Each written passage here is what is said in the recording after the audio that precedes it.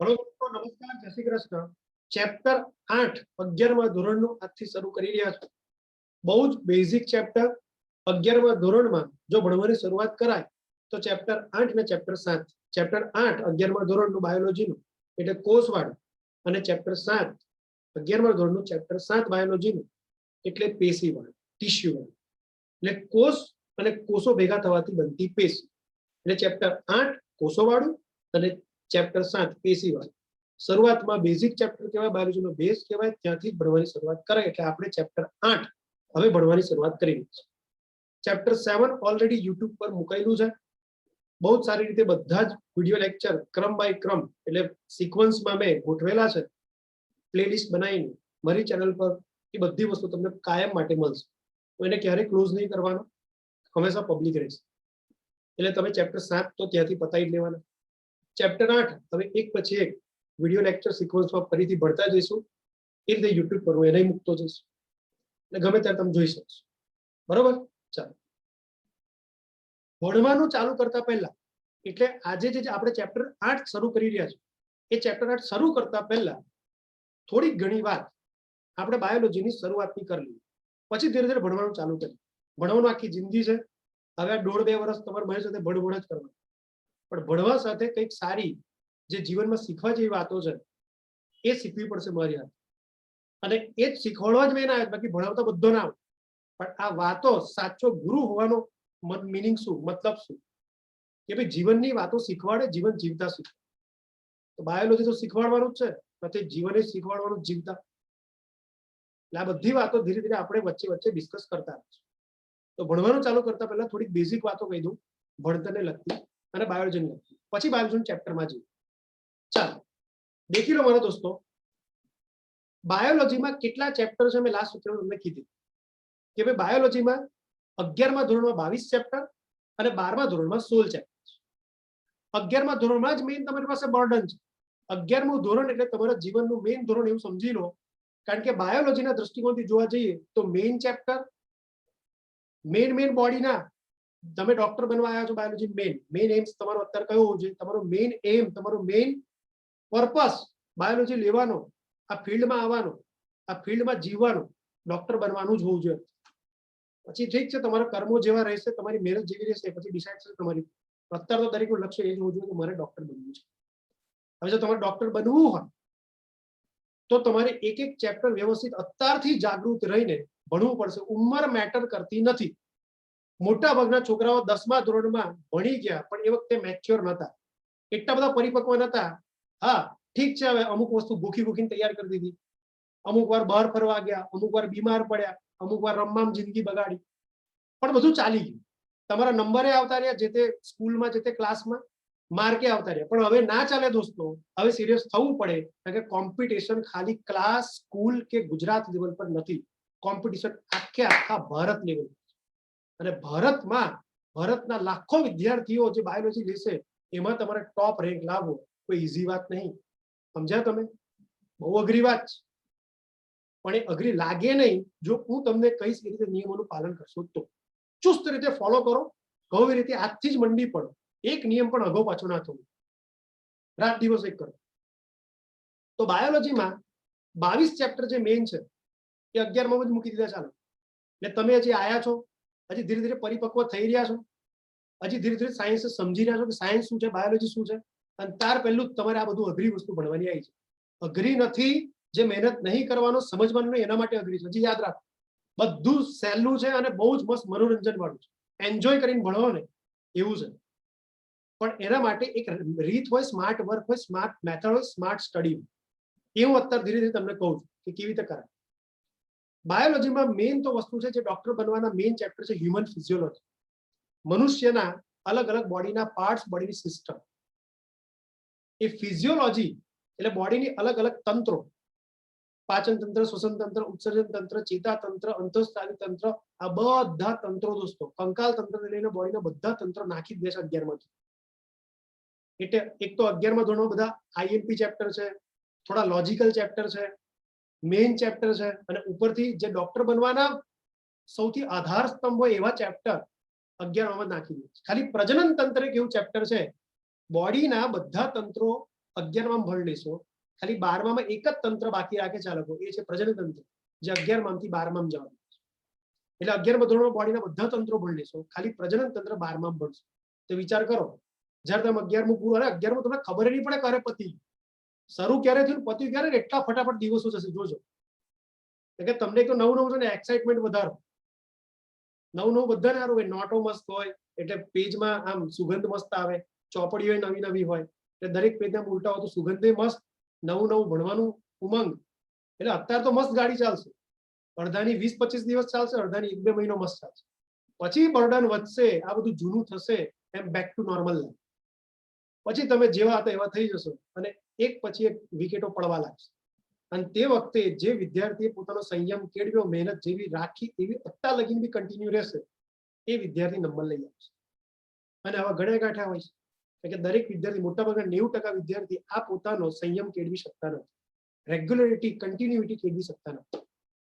એટલે મારે આજે તમને પહેલું ભણાવતા પહેલા ચેતવવાની જવાબદારી હતી, એટલે ચેત, અને વારંવાર ચેતવતો રહીશ. બસ તમારે ખાલી ચેતતું રહેવાનું છે, જાગૃત રહેવાનું છે, અવેર રહેવાનું છે. એટલે 11મું ધોરણ મેઇન છે, આજથી જ જાગૃત થઈ જાઓ. હું જેમ જેમ સમજાવું હમણાં લખતા જાઓ અને બસ કહું એટલું ભણતા જાઓ. હું કહું એટલું જ કરવાનું, બીજું કશું કરવાની જરૂર નહીં. તમારા માથા પર કશો લોડ નહીં લેવાનો. લો, હું બેઠો છું, હું જેટલું કહું એટલું કરશો તો નંબર આવવાનો છું, ગેરંટી આપું. તો તમારે જાતે કશું વિચારવાનું નહીં, બસ ખાલી મારા વાક્ય ફોલો કરો. પ્રણ લઈ લો, કસમ ખાઈ લો આજથી. બસ જાતે તો કશું વિચારવાનું નહીં કે ભાઈ પ્લાનિંગ શું કરવાનું, વાંચવાનું કેવી રીતે નંબર આવશે, 10 જણને પૂછું, 10 જણનો ઓપિનિયન લઈને હું જાતે નિર્ણય લઉં, હું જાતે કરું, કશું તમારી જવાબદારી નહીં. હું કહું મારી જવાબદારી, હું કહું મારી જવાબદારી તમે નંબર લવા, અને લવડાઈ તો જ શકીશ જ્યારે હું કહી શકીશ તમે નિયમોનું પાલન. બસ આનાથી વિશેષ અત્યારે નહીં કહી શકતો, બહુ ટાઈમ લીધો. સમય જાગૃત કરતો રહીશ ને, મોટિવેટ કરતો રહીશ ને, કહેતો રહીશ, રસ્તા બતાવતો રહીશ. જેવી પરિસ્થિતિ એ પ્રમાણે નવા નવા રસ્તા.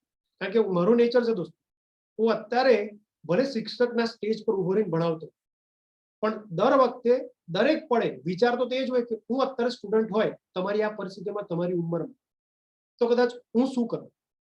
અને પછી મારે જે વિચારો આવે, જે પ્લાન મારા મગજમાં આવે, એ રીતે હું તમને સમજુ. એટલે તમારી જ દુનિયામાં, તમારા જ સમયમાં, તમારી જ પરિસ્થિતિમાં કેવી રીતે જીવાય એવું ફીલ કરીને હું તમને સમજુ. એટલે સમજી લો કે શિક્ષકના બેઝ પર નહીં કહું, તમે તમારી પરિસ્થિતિમાં જે તમે અત્યારે આ પરિસ્થિતિમાં સ્ટુડન્ટ છો, એ સ્ટુડન્ટની પરિસ્થિતિને વિચારીને જ હું તમને સલાહ આપીશ. એટલે વાંધો નહીં આવે, બધું મેચ થશે.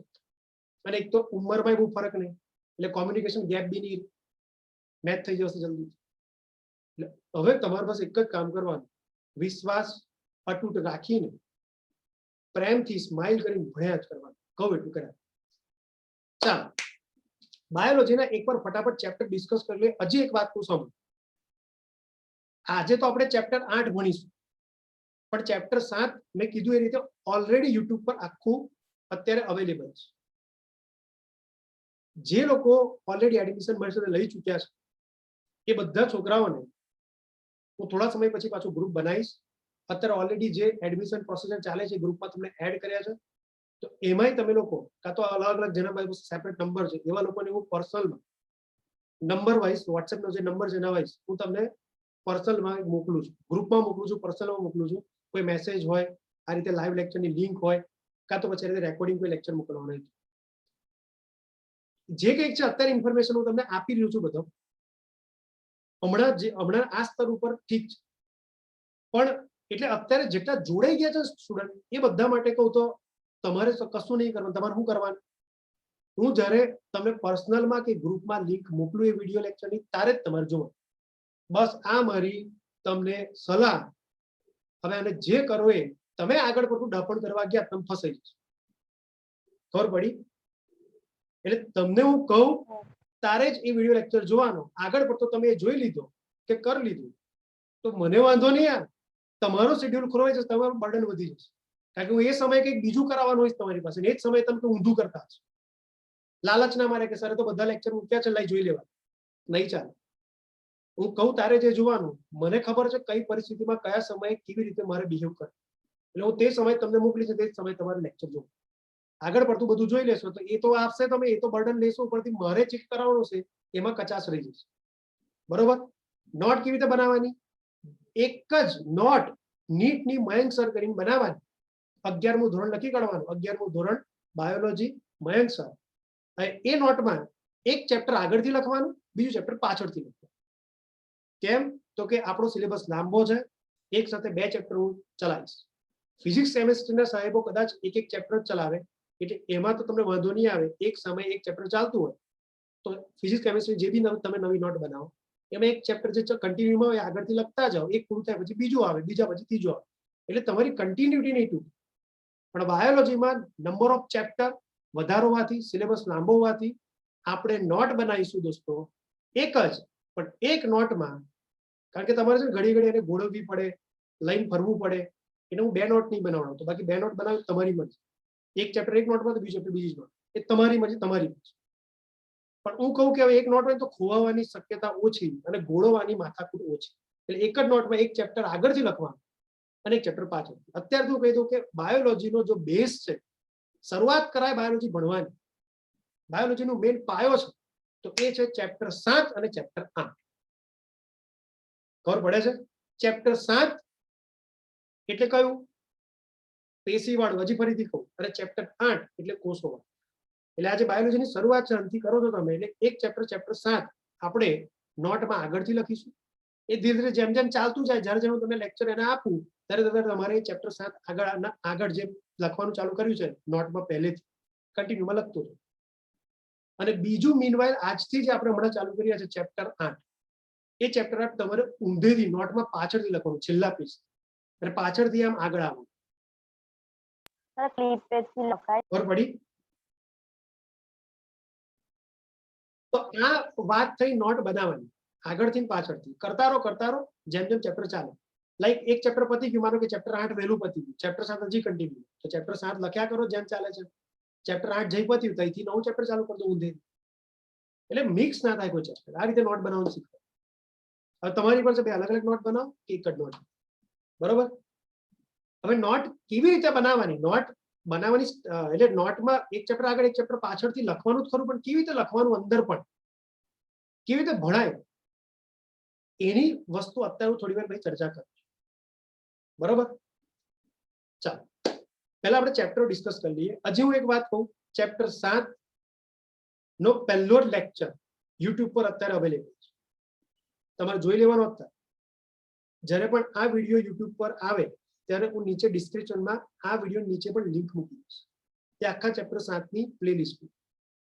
એમાં પહેલો જ વિડીયો જે છે એમાં મેં બધી વસ્તુ કીધી છે, જેથી અત્યારે હું કહી રહ્યો છું આ વિડીયો લેક્ચરમાં શરૂઆતમાં 10 મિનિટ કહું છું, આ બધી કયા બાયોલોજી ચેપ્ટર છે 11માં 12માં કયા ચેપ્ટરમાં શું ભણવાનું છે એની થોડીક સારાંશ રૂપે, એટલે બ્રીફ રિવ્યુ મેં આપ્યો છે, થોડોક ટૂંકો સાર મેં આપ્યો છે કે કયા ચેપ્ટરમાં શું આવશે, એ થોડુંક ખબર પડે તમને. ઓલરેડી હું એમાં કહી ચૂક્યું છું, પણ તોય અત્યારે ફરીથી કહી દઉં, કન્ટિન્યુટી છે એટલે. બાકી તમે એમાં જોઈ લેશો તો ખબર પડશે. ચાલો કઈ હું કહું, ચલો ફટાફટ સાંભળો. 11મા ધોરણમાં મારા મિત્રો, જે રીતે મેં તમને કીધું 22 ચેપ્ટર છે, અને 22 ચેપ્ટર 5 યુનિટમાં ડિવાઈડ થયેલ છે. તમે જોઈ શકો છો ઉપર યુનિટ 1, યુનિટ 2, તમે તમારી ગુજરાતી બુકમાં જોઈ શકો છો. ના હોય તો પીડીએફ મોકલી આપીશ. ખ્યાલ આવ્યો? આપણા ગ્રુપમાં પીડીએફ મોકલી આપીશ, પણ અત્યારે બુક ખરીદવાની કોઈ જરૂર નથી. અને ખરીદીને લાયેલા હોય કાં તો તમારા સિનિયર ભાઈ બહેન કોઈ હોય ભણી ગયેલા તમે પાસે હોય બુક, તો વાંધો નહીં, ખોલીને જોઈ શકો તમે ગુજરાતીમાં. હું ઇંગ્લિશમાં અત્યારે બતાવું, બધું હરકું જ છે.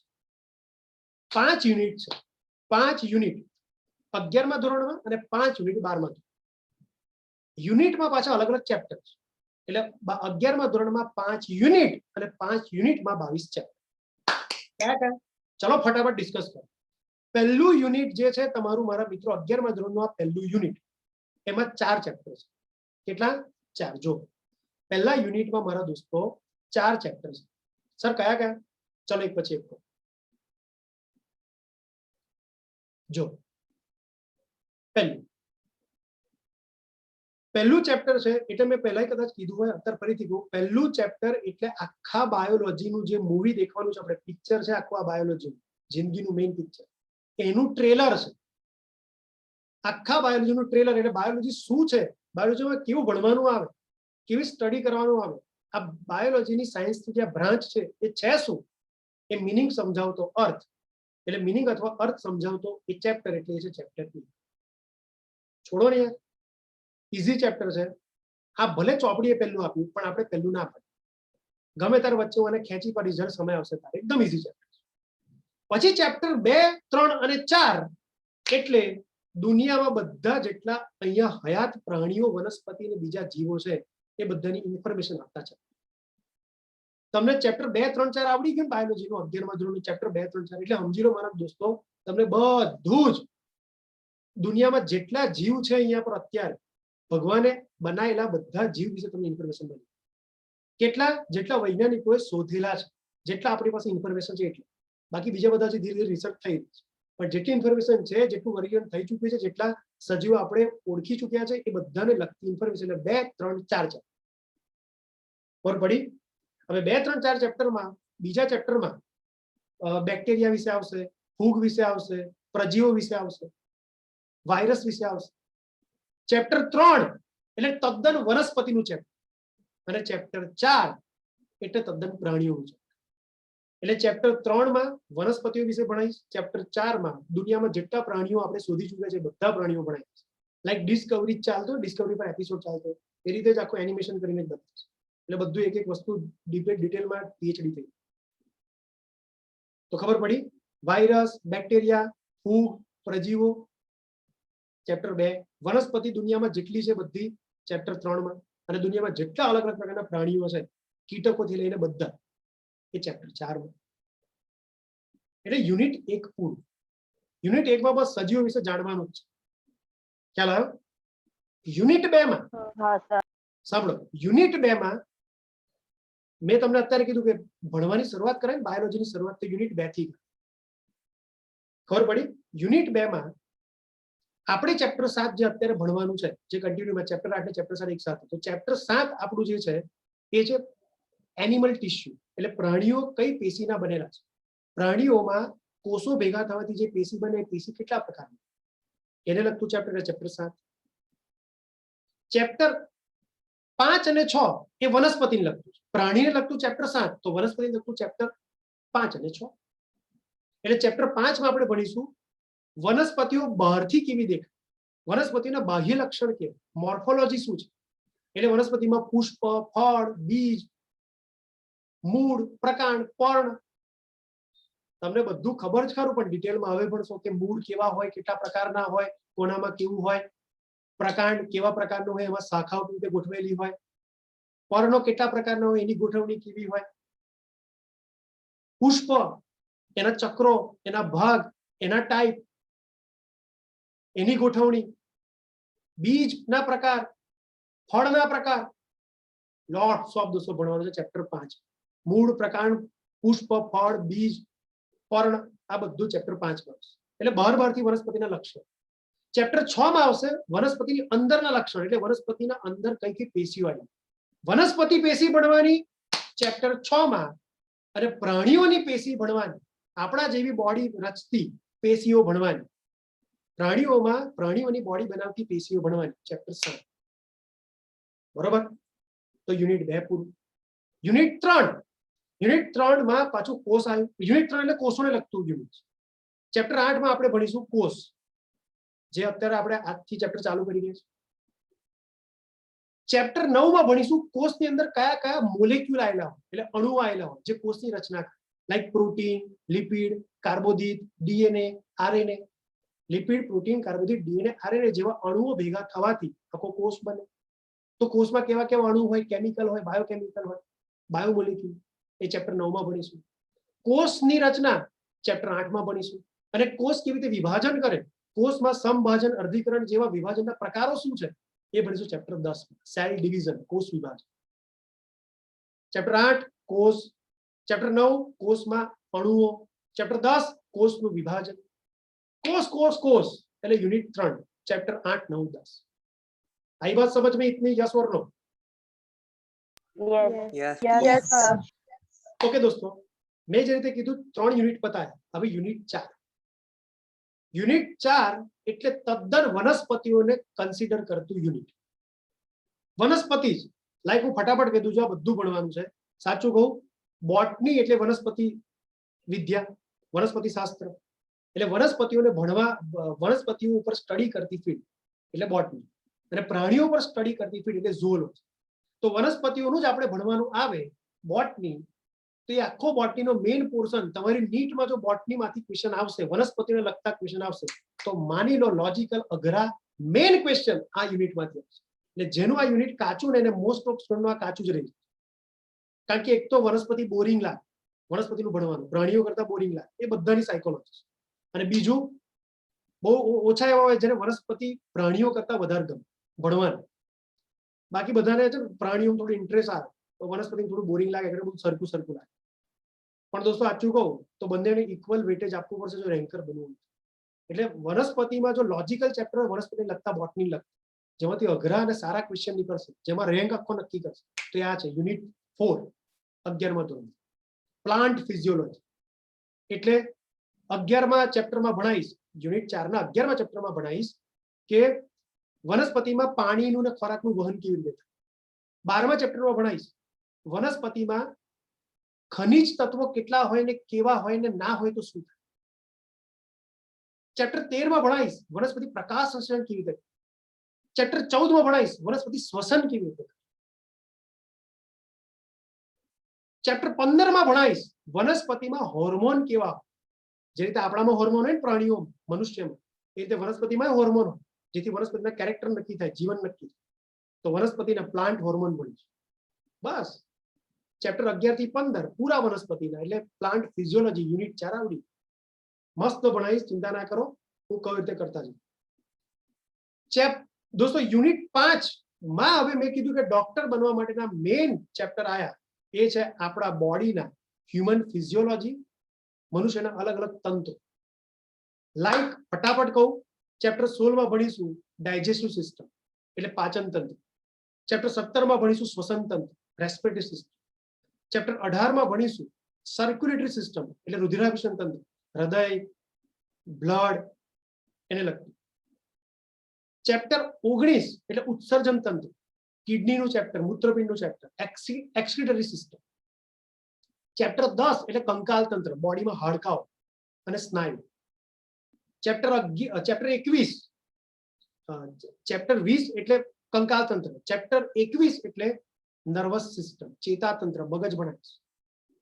ચેપ્ટર 22 એટલે અંતઃસ્ત્રાવી તંત્ર, હોર્મોનલ સિસ્ટમ એટલે અંતઃસ્ત્રાવ, બોડીમાં કયા કયા પ્રકારના કઈ કઈ ગ્રંથિ જે અંતઃસ્ત્રાવી ગ્રંથિ તરીકે વર્તે, અંતઃસ્ત્રાવને મુક્ત કરે. તો બસ આટલા મેં તમને સિક્વન્સમાં ચેપ્ટર 16 થી ચેપ્ટર 22 કીધા 11મા ધોરણના, જેમાં બધા તંત્રો જ ભણાવવા.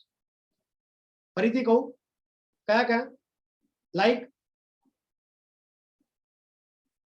Digestive system, respiratory system, circulatory system, એમાં જ લિમ્ફેટિક સિસ્ટમ આવી જશે, લસિકા તંત્ર અને રુધિરાભિસરણ તંત્ર બે એક જ ચેપ્ટરમાં આવશે. ચેપ્ટર 18માં ખબર પડી. ચેપ્ટર 19માં આવશે એક્સક્રીટરી સિસ્ટમ એટલે ઉત્સર્જન તંત્ર. ચેપ્ટર 20માં આવશે મસલ્સ અને સ્કેલેટલ. સ્કેલેટલ એટલે કંકાલ તંત્ર, હાડકાઓનું તંત્ર, બોડીમાં કેટલા હાડકા હોય, કેવા હોય, શું નામ. અને મસ્ક્યુલર, બોડીમાં મસલ્સ એટલે સ્નાયુ કેવા પ્રકારના હોય, કેવી રીતે કામ કરે, એ આવશે ચેપ્ટર 20માં. ચેપ્ટર 21માં આવશે નર્વસ સિસ્ટમ, ચેતાતંત્ર, મગજ, કરોડરજ્જુ. ચેપ્ટર 22માં આવશે એન્ડોક્રાઇન સિસ્ટમ એટલે અંતઃસ્ત્રાવી તંત્ર.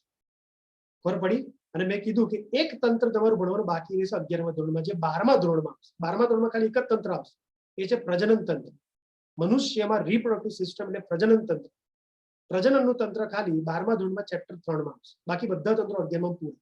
એટલે લાઈફ અડધી અડધ પૂરી સમજી લો, અડધા કરતા વધારે પ્રકારની બાયોલોજીની લાઈફ તમે અત્યારે 11મા ધોરણમાં જીવી લેશો. જેને આ રીતે જીવ્યા એ તરી ગયા, બાકી ડૂબી જશે. એટલે આટલું ચેતવું છું શરૂઆતથી. હવે કોઈ નહીં કે ફરજ છે એટલે હું કહું છું. તમે કહેતા છો સર આ શું લખ્યું છે? ઇન્ટેગમેન્ટરી સિસ્ટમ એટલે દોસ્તો એ ત્વચાને લગતું તંત્ર છે. એટલે બોડીમાં સ્કિન છે, સ્કિનની સિસ્ટમ છે, એ આખી આપણે ભણીશું સર 21મા ચેપ્ટરમાં સાથે સાથે લઈ લઈશ.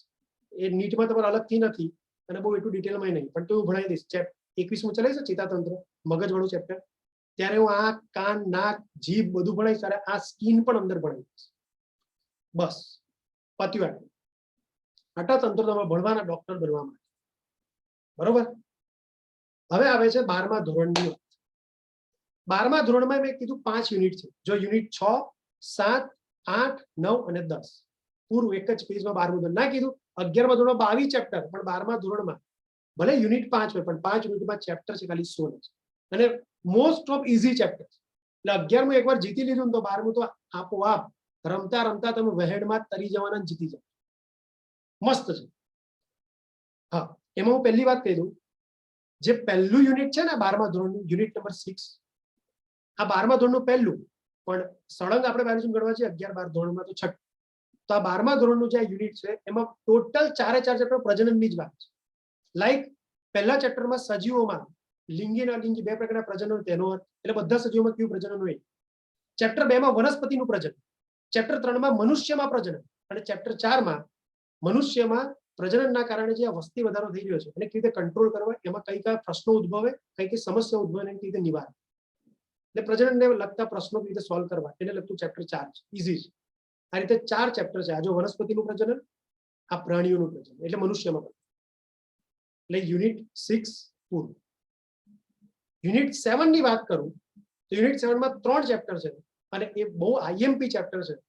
કદાચ 12મા ધોરણમાં સૌથી હાઈએસ્ટ વેટેજ ધરાવતા ચેપ્ટર એ યુનિટ 7 માં છે. ચેપ્ટર 5 અને 6 જીનેટિક્સ, જીનેટિક્સના ચેપ્ટર છે. તો ચેપ્ટર 5 અને 6 એટલે જીનેટિક્સનું ચેપ્ટર, બરોબર. તો જો તમે ચોપડી લઈને બેઠા હોય તોય ઠીક, અને કશું ના લઈને બેઠા હોય ખાલી નોટમાં લખતા હોય તો આ વસ્તુ ખાસ કરીને લખી રાખજો અત્યારે કે છે ચેપ્ટર 5 અને ચેપ્ટર 6 એટલે જીનેટિક્સનું મેઇન ચેપ્ટર, જનીન વિદ્યા, જે આજે મેઇન ફિલ્ડ છે. સૌથી મોટું રિસર્ચ પણ એની પર ચાલી રહ્યું છે. સૌથી મેઇન ફિલ્ડ એટલે કમાવાની દૃષ્ટિકોણથી, વૈજ્ઞાનિક દૃષ્ટિકોણથી, બધી જ રીતે માનવમાં કલ્યાણ કરનારી ફિલ્ડ છે. અત્યારે જો જેટલી આપણે સાયન્સમાં જેટલો ગ્રો કર્યો છે, જેટલો આપણે દુનિયાનો બેનિફિટ ઉઠાવ્યો છે, નેચરમાં રહેલા બીજા જીવોનો બેનિફિટ ઉઠાવીને આપણે જેટલા ફાયદા કેળવ્યા છે, આપણી જેટલી માનવનું જેટલું કલ્યાણ કર્યું છે, ટૂંકમાં હ્યુમનની જેટલી પણ રહેણ સહેણ છે, જેટલી પણ આપણી સુવિધાઓ છે, સુખ સુવિધાઓ છે, એ બધી વધારી છે ને. આપણી જે હેલ્થ છે એને વધારી છે. ઘણા બધા રોગોને આપણે ફેસ કર્યા છે, એને મટાડ્યા છે જે અસાધ્ય હતા. તો આવા રોગોને મટાડ્યા હોય, એની દવાઓ શોધાઈ હોય. રસી પણ એક વસ્તુ આજે જે રસીકરણ છે, આજે વેક્સિનેશન છે, એ પણ દોસ્તો આની બદોલત છે, જનીન વિદ્યા. સૌથી માર્કેટમાં અત્યારે બહુ મસ્ત રીતે ચાલતી બાજુની ફિલ્ડ હોય ને, જેમાં દરેક લોકો આજે ઘેર ઘેર વાતો કરતા હોય, તે છે જનીન વિદ્યા. અને દોસ્તો આટલી બેસ્ટ અત્યારે જેનો સમય છે બાયોલોજીમાં, સૌથી મને કોને કે અત્યારે તમે શું કરો સાહેબ, જો હું તમારા સમયમાં હોત, આથી 10 વર્ષ પહેલાની વાત કરું, તો જો એ સમયે આવી આ પરિસ્થિતિ તે સમયે હોત ને, તો હું ગેરંટી દોસ્તો, આમ તો પહેલું તમારો એમ ડોક્ટરનો જોવો જોઈએ, એટલે મારો એમ ડોક્ટરનો હોત, પણ ડોક્ટરની સાથે એટલા જ લેવલ પર હું બીજી પણ તૈયારી રાખત. કઈ તો કે જનીન વિદ્યામાં જવાની, જીનેટિક્સમાં જવાની, સાથે સાથે એન્વાયરમેન્ટ સાયન્સમાં. એટલે બે ફિલ્ડની અત્યારે બહુ જરૂર છે દોસ્તો. પર્યાવરણ એટલું બગડી રહ્યું છે, પોલ્યુશન એટલું વધી રહ્યું છે, તો એક બાજુ જનીન વિદ્યાનો ઉપયોગથી આપણે માનવનો વિકાસ કરી રહ્યા છે, આપણી હેલ્થ સુધારી રહ્યા છે, મનુષ્ય હજી વધારે જીવી શકે, હજી વધારે સુખ સુવિધાઓ ભોગી શકે, એ બધી ટેકનિક વિચારી રહ્યા છે. તો આપણું સુખ સુવિધા, આપણી માનવમાં કલ્યાણ થઈ શકે એની ફિલ્ડ અત્યારે જનીન વિદ્યા છે, એ પણ માર્કેટમાં છે. સાથે માનવને નુકસાન કરતું અત્યારે જો કોઈ પરિબળ હોય તો એ છે પોલ્યુશન, પર્યાવરણનો બગાડ. પર્યાવરણમાં જે પોલ્યુશન વધી રહ્યું છે, જે ગ્રીનહાઉસ અસર વધી રહી છે, તાપમાન વધી રહ્યું છે, એના કારણે બીજા જીવથી લઈને આપણને પણ નુકસાન થઈ રહ્યું છે. એટલે અત્યારે એન્વાયરમેન્ટ સાયન્સ પણ ભણવું અને એના પર કામ કરવું જરૂરી છે. એટલે અત્યારે બે ફિલ્ડ બહુ જ માર્કેટ છે, અને એની ઉપર પૈસાના દ્રષ્ટિકોણથી તો સેકન્ડરી વાત છે, પણ મેઇન વસ્તુ છે અત્યારે જો મનુષ્ય કામ કરવું જોઈએ, એઝ તમે બાયોલોજીસ્ટ પણ બાયોલોજી ભણી રહ્યા છો, તો તમારે બે ફિલ્ડ ઉપર જરૂર કામ કરવું જોઈએ. જો આ પરિસ્થિતિ તમે જન્મ લીધો કામ કરતા હોય અત્યારે, એક આ જનીન વિદ્યા ને બીજું છે એન્વાયરમેન્ટ સાયન્સ, પર્યાવરણ વિદ્યા. અને બે 12મા ધોરણના ચેપ્ટર. તો એક વાત કહી દઉં, નીટમાં સૌથી હાઈએસ્ટ વેટેજ હોય, સૌથી વધારે પ્રશ્નો પૂછાતા હોય, સૌથી વધારે માર્કના ક્વેશ્ચન આવવાના હોય, તો એ આ બે ચેપ્ટર.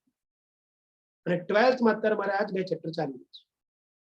તમારે નીટ લેવલ પર તમારે વ્યવસ્થિત ધીરે ધીરે ભણવું પડશે. બહુ જ બધા ટેસ્ટો લઈશું, ધીરે ધીરે ચેપ્ટર ભણીશું, બરોબર. ઓકે, ચેપ્ટર 7 જે છે એ છે ઉદ્વિકાસ એટલે ઇવોલ્યુશન. આ પૃથ્વી પર પહેલા કોણ આવ્યા હતા? ચેપ્ટર 5 અને 6 જીનેટિક્સ, એના પછી ચેપ્ટર 7 એટલે ઇવોલ્યુશન. એટલે આ પૃથ્વી પર પહેલા કોણ આવ્યા? તો કે બેક્ટેરિયા આવ્યા. પહેલા પૃથ્વી હતી ત્યારે તો કોઈ જીવ નતા ને.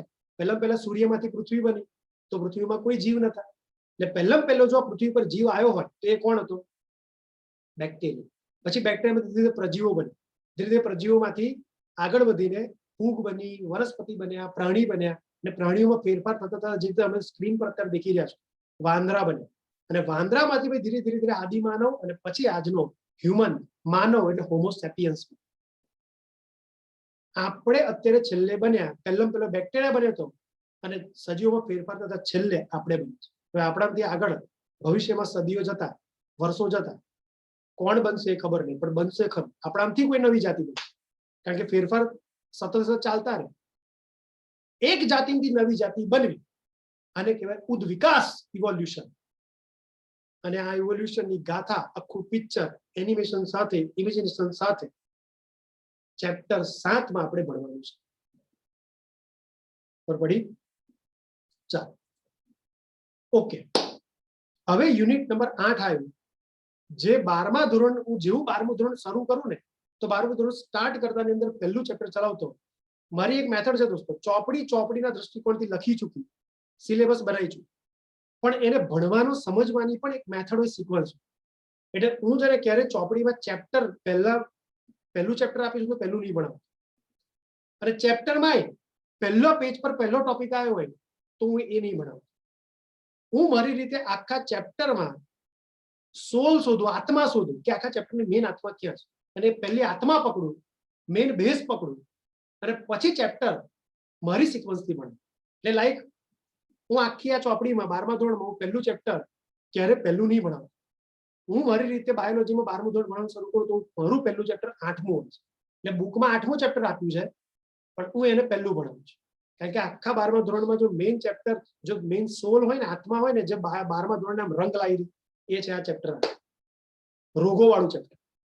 એટલે મનુષ્યમાં અલગ અલગ પ્રકારના થતા સામાન્ય રોગો, અને એ સામાન્ય રોગો સામે આપણી બોડી કેવી રીતે લડે, એટલે આપણી રોગ પ્રતિકારક શક્તિ કેવી હોય, આપણી આર્મી સિસ્ટમ કેવી હોય, જે આ વાયરસ, બેક્ટેરિયા જેવા આતંકવાદીઓ સામે લડે, એને લગતું ચેપ્ટર એટલે ચેપ્ટર 8. ખ્યાલ આવ્યો? આખું ચેપ્ટર 8. અત્યારે કોરોનાની સ્થિતિ, તો કોરોના જેવો ખતરનાક આ કાળ આવ્યો છે, આ વાયરસ છે, એની સામે આપણી બોડી લડે છે. એક તો કોરોના રોગ શું છે, કોરોના વાયરસ શું છે, અને એની સામે આપણી બોડી કેવી રીતે લડે, આપણું પ્રતિકાર તંત્ર કેવું છે. બસ આ એક ઉદાહરણ આપ્યું હોય તો બધા રોગો અને બધી તંત્રની સિસ્ટમ, તંત્ર અથવા સિસ્ટમ, અને એની બધી અલગ અલગ પદ્ધતિ આપણે આ ચેપ્ટરમાં ભણ્યું. મસ્ત ચેપ્ટર છે. જેવું આ ચેપ્ટર પતે, ચેપ્ટર 8, એના પછી ચેપ્ટર 9 આવે.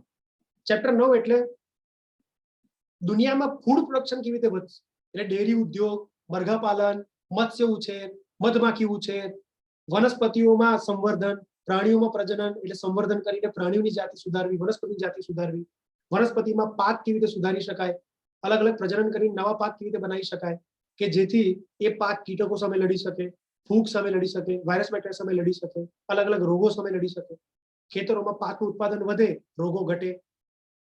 આ બધા વસ્તુને લગતું આ ઇન્ફોર્મેશન આપતું ચેપ્ટર એટલે ચેપ્ટર 9.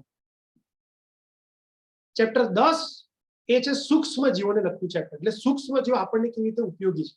જો દહીં બનાવવામાં સૂક્ષ્મ જીવો વપરાય, બેક્ટેરિયા. ઇડલી ઢોસા બનાવે તો એ બેક્ટેરિયા વડે બને. બ્રેડ બનાવી હોય તો યીસ્ટ નામની ફૂગ વડે બને. આલ્કોહોલ એટલે કોઈ પણ દારૂ, જે આલ્કોહોલ છે, અલગ અલગ પીણા છે, એ બેવરેજ એટલે પીણા બનાવવા હોય તોય આપણને ફૂગ જોઈએ. ગંદુ પાણી જે છે, આ ગટરોમાં, નદી નાળામાં વહેતું ગંદુ પાણી છે, એને શુદ્ધ કરવા માટે સુએજ ટ્રીટમેન્ટ પ્લાન્ટ હોય. એ સુએજ ટ્રીટમેન્ટ પ્લાન્ટ પણ સૂક્ષ્મજીવોથી જ શુદ્ધ થાય, પાણી શુદ્ધ થાય એમાં. બાયોગેસ, પેલું છાણ છે, ગોબર છે, એ ગોબરમાંથી ગોબર ગેસ, બાયોગેસ બનાવવાની પદ્ધતિ, એમાં સૂક્ષ્મજીવો જોઈએ. અરે ખાતર તરીકે સૂક્ષ્મજીવ વપરાય છે.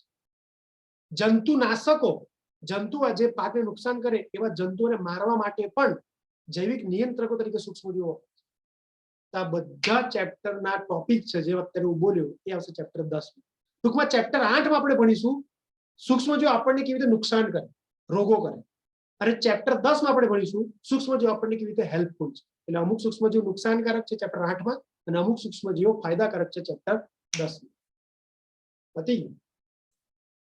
પછી આવશે ચેપ્ટર 11 અને 12. ચેપ્ટર 11 અને 12 એટલે યુનિટ 9. યુનિટ 9 ચેપ્ટર 11 અને 12 એટલે બાયોટેકનોલોજી. એક વાત કહું, તમે મારા મિત્રો એકવાર જીનેટિક્સ જાણ લો, ચેપ્ટર 5 અને 6 જાણ લો, તો એના બેઝ પર એના પછી ચેપ્ટર 11 12 ભણો. સાચું કહું, ચેપ્ટર 11 12 એટલે અત્યારે હું અમને આ બધા જેનેટિક એન્જિનિયરો અને આ જે ચેપ્ટરમાં આપણે ભણવાનું છે, જે અત્યારે પ્રેક્ટિકલી લોકો કામ કરે છે, ઇન્ડસ્ટ્રી ચલાવે છે બાયોટેકનોલોજીસમાં, તો સાચું કહું, એ લોકોને તો હું જાદુગર ઓછા કહું છું, જાદુગર બી નહીં, એ લોકોનું ચમત્કારી કહું છું, મિરેકલ કરનારા કહું છું, મેજિક કરનારા નહીં, મિરેકલ કરનારા. કારણ કે દોસ્તો આ લોકોએ એવું કર્યું છે કે ભાઈ આપણા જનીનો બેક્ટેરિયામાં નાખ્યા અને બેક્ટેરિયામાં આપણા બોડીનો ઇન્સ્યુલિન બનાવે. બોલો, આપણામાં ઇન્સ્યુલિન બને, એ જ ઇન્સ્યુલિન આપણા જનીનોને બેક્ટેરિયામાં નાખીને બનાવે. આવી રીતે એક ઇન્સ્યુલિન નહીં, બહુ બધી લોટ્સ ઓફ પ્રોડક્ટ આપણા જનીનોને આપણામાંથી કાઢીને બેક્ટેરિયામાં નાખીને બેક્ટેરિયમ બનાવે. બોલો, આપણી પ્રોડક્ટ બેક્ટેરિયમ બનાવે છે કે નહીં? જાદુવાળી વસ્તુ. જાદુ નહીં, એવું તો કોઈ ચમત્કાર છે. કદાચ ઇમ્પોસિબલ હતું, પણ મનુષ્ય પોસિબલ કરી દીધું. આને લગતું ચેપ્ટર એટલે બાયોટેકનોલોજી. જેનેટિક્સ આવડે તેના બેઝ પર આ ચાલે. ખબર પડે, બહુ વાર તમે નામ સાંભળ્યું છે બાયોટેકનોલોજી ફિલ્ડ, બાયોલોજીમાં કે બાયોટેકનોલોજી ફિલ્ડ આવે, એ આ છે. મજા આવશે. અને છેલ્લું દોસ્તો, એન્વાયરોમેન્ટ સાયન્સ, જેની હું વાત કરું છું, જે અત્યારે બહુ મોટો પ્રશ્ન છે, સમસ્યા છે દુનિયાની. અને જો કામ નહીં કરવામાં આવે તો સમજી લો પતી જ જવાનું છે. કારણ કે એટલી ફટાફટ અહીંયાથી જાતિઓ લુપ્ત થઈ રહી છે. કદાચ અત્યાર સુધી, સાંભળો, અત્યાર સુધી આવું અમુક લોકો કહે છે, પ્રકૃતિવિદ એવું કહે છે, આ નેચરના પ્રેમીઓ એવું કહે છે, જે નેચરનો અભ્યાસ કરે છે, કે 5 કરોડથી વધારે જાતિઓ અહીંયા ઉપર છે. એટલે વિચાર કરો, 5 કરોડની આસપાસ અલગ અલગ જાતિ. તમે કઈ જાતિ ઓળખો છો? તો સાંભળો, લાઈક એક જાતિ મનુષ્યની જાતિ, બીજી જાતિ તો કે ગાય ભેંસની જાતિ, ત્રીજી જાતિ તો કે કૂતરાની જાતિ, ચોથી જાતિ તો કે બિલાડીની જાતિ, પાંચમી જાતિ તો કે વાઘસીની જાતિ. આ રીતે તમે ઘણી ગાંઠી હમણાં બોલવા બેસો ને તો તમે હજારોમાં નહીં બોલીશું. સર, આવી કેટલી જાતિઓ છે? ગાય છે, ભેંસ છે, મનુષ્ય છે, કૂતરા છે, શિયાળ છે, બિલાડી છે, વાઘ છે, સિંહ છે. આવી રીતે સર કેટલી જાતિ છે? સાપ છે, મગર છે, માછલી છે, આવી કેટલી જાતિ છે? દોસ્તો, બિલીવ નહીં કરો તમે, 5 કરોડની આસપાસ જાતિઓ છે. આવું બોલવા વર્ગો તો 5 કરોડ મારા અલગ નામ બોલવા. શું તમને લાગે બધી શોધી ચૂકી? બિલકુલ નહીં. અલગ આ 5 કરોડમાંથી માંડ 17 લાખથી 18 લાખ જ જાતિઓ આપણે જાણીએ છીએ. તો વિચાર કરો, કેટલી બધી જાતિઓ જે અનનોન છે, એની પર અભ્યાસ કરવાનો છે, ઓળખવાનો છે. આ બધું આપણે ચેપ્ટરમાં આવશે. આ બધી જાતિઓ હજી તો ઓળખવાની બાકી છે.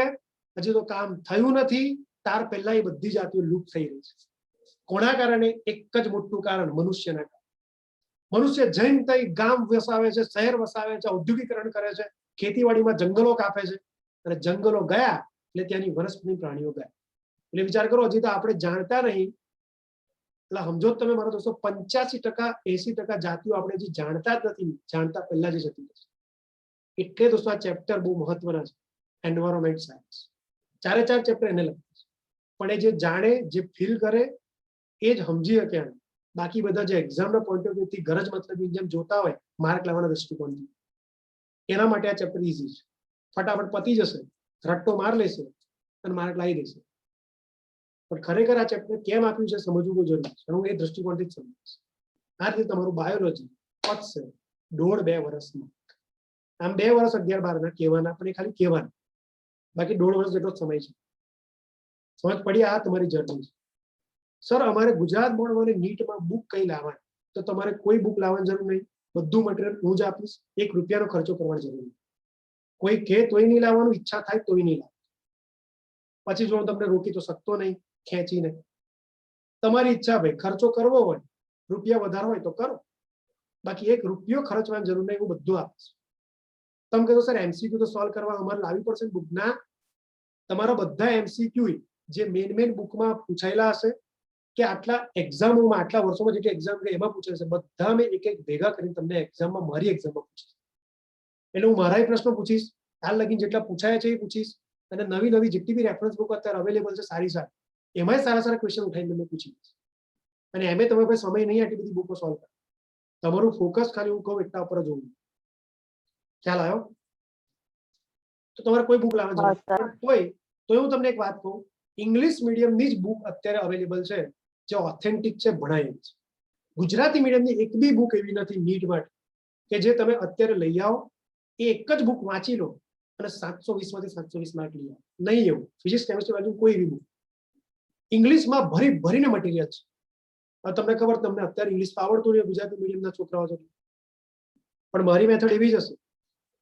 થોડા સમયમાં તમને ખબર પડી જશે કે ભાઈ હું ગુજરાતી બોલું એની સાથે ઇંગ્લિશ બોલું છું, એટલે ગુજરાતી ઇંગ્લિશ બે એક સાથે ખબર પડે. તમારે ચોપડી બે વાંચવાની એક સાથે, એક ગુજરાતી તમારી મેઇન બુક અને એ જ પાછી ઇંગ્લિશમાં ટ્રાન્સલેટ થયેલી બુક એનસીઆરટી, અને એ રીતે તૈયારી કરવાની. અને પછી તમારી ઇંગ્લિશમાં જ બુક હું સોલ્વ કરાવડાવીશ, કોઈ વાંધો નહીં આવે. તમને અત્યારે બહુ અઘરું લાગતું સર ઇંગ્લિશ લેંગ્વેજ અમને તો આમ વાંચતા ઠીક આવડે છે, તો સમજતા તો હું આવડે. ચાલો ચિંતા ના કરો, હું બેઠો છું. હું એક ગુજરાતી મીડિયમમાં ભણેલો વ્યક્તિ છું, આજે ઇંગ્લિશ મીડિયમમાં ભણાવું છું. તો કઈ ચમત્કાર તો નહીં હોય ને. હું કરું છું, આવા લાખો લોકો કરે તો તમે કરી શકો, ખાલી બસ મનથી પાક્કા બનો. એક બુક આવે છે ઇંગ્લિશમાં, જે છે ફિંગર ટિપ્સ. બધા રેન્ક લાવનારા સારા વિદ્યાર્થી, સીબીએસઈ બોર્ડમાં હોય કે ગુજરાત બોર્ડમાં હોય, કોઈનો જો રેન્ક આવ્યો હોય ને, સારા એવા 650-700 માર્ક લાવ્યા હોય નીટ, ઓલ ઇન્ડિયા રેન્કમાં આવ્યા હોય, તો મારા દોસ્તો એ લોકોએ આ બુક કરી છે. આખી બુક ની લીટીમાંથી વ્યવસ્થિત ક્વેશ્ચન કાઢે છે, જેન્યુઇન ક્વેશ્ચન છે, પણ ઇંગ્લિશમાં છે. હું કહું એ રીતે એમાંથી ક્વેશ્ચન પૂછી શકો ને, તમને સોલ્વ કરે છે, તમારે કોઈ ચિંતા કરવાની જરૂર. નંબર 2, એક બીજી બુક છે જે તમારું આખું ચેપ્ટર પત્યા પછી વંચે, ચેપ્ટર વાઇઝ એ બુકના ક્વેશ્ચન નીકળેલા છે. એક એવી બુક છે એમટીજીની બુક છે. આ બધા વિદ્યાર્થી એટલે આ બે બુક તો બધા કરેલી છે, આનાથી વધારે કરતા હોય, પણ આ બે બુક તો લોકો કરે છે. આ છે એમટીજીની બુક. આમાં છે ને વર્ષો પહેલા નીટની એક્ઝામ પીએમટી કહેવાતી, બસ એ પીએમટી વાળી એક્ઝામ જ અત્યારે નીટ કહેવાય. તો પહેલા પીએમટીની એક્ઝામ, પછી નીટની એક્ઝામ, અત્યાર સુધી આ એક્ઝામો પૂછેલા બધા પ્રશ્નો ભેગા કરીને આ બુકમાં આપેલા છે, અને પાછા ચેપ્ટર વાઇઝ. એટલે હું અત્યારે 7મું ચેપ્ટર ચલાવી દઉં 11 ધોરણનું, તો પછી તમારે એક ચેપ્ટર પત્યા પછી એના એમસીક્યુ માંથી સોલ્વ કરીશું. પણ ઇંગ્લિશમાં છે, ગુજરાતીમાં નથી. ગુજરાતીમાં છે કઈ બુક? એક છે ચેતન પ્રકાશન, એક છે એબીસી.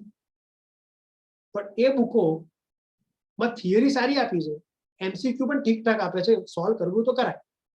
હું વિદ્યાર્થી આવો છું, ઇંગ્લિશ ના જ કરવું હોય, હું કહું એ રીતે કરવું જ ના હોય, બીક લાગતી હોય તો પછી કરવું લે.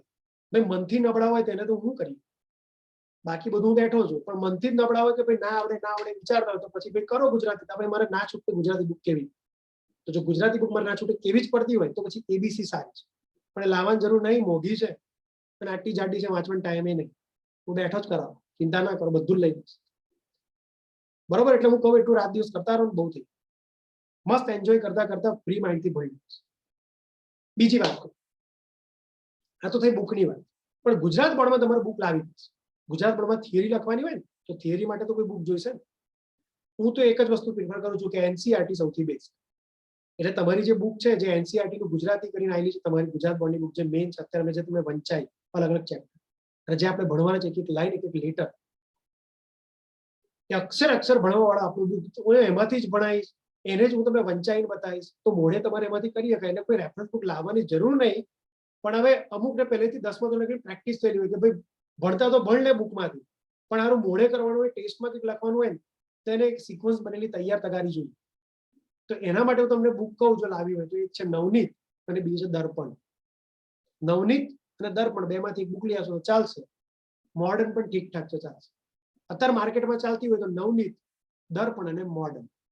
નવનીત મળે તો સૌથી બેસ્ટ, ના મળે તો પછી મોડર્ન કે દર્પણ માંથી લઈ. બરોબર?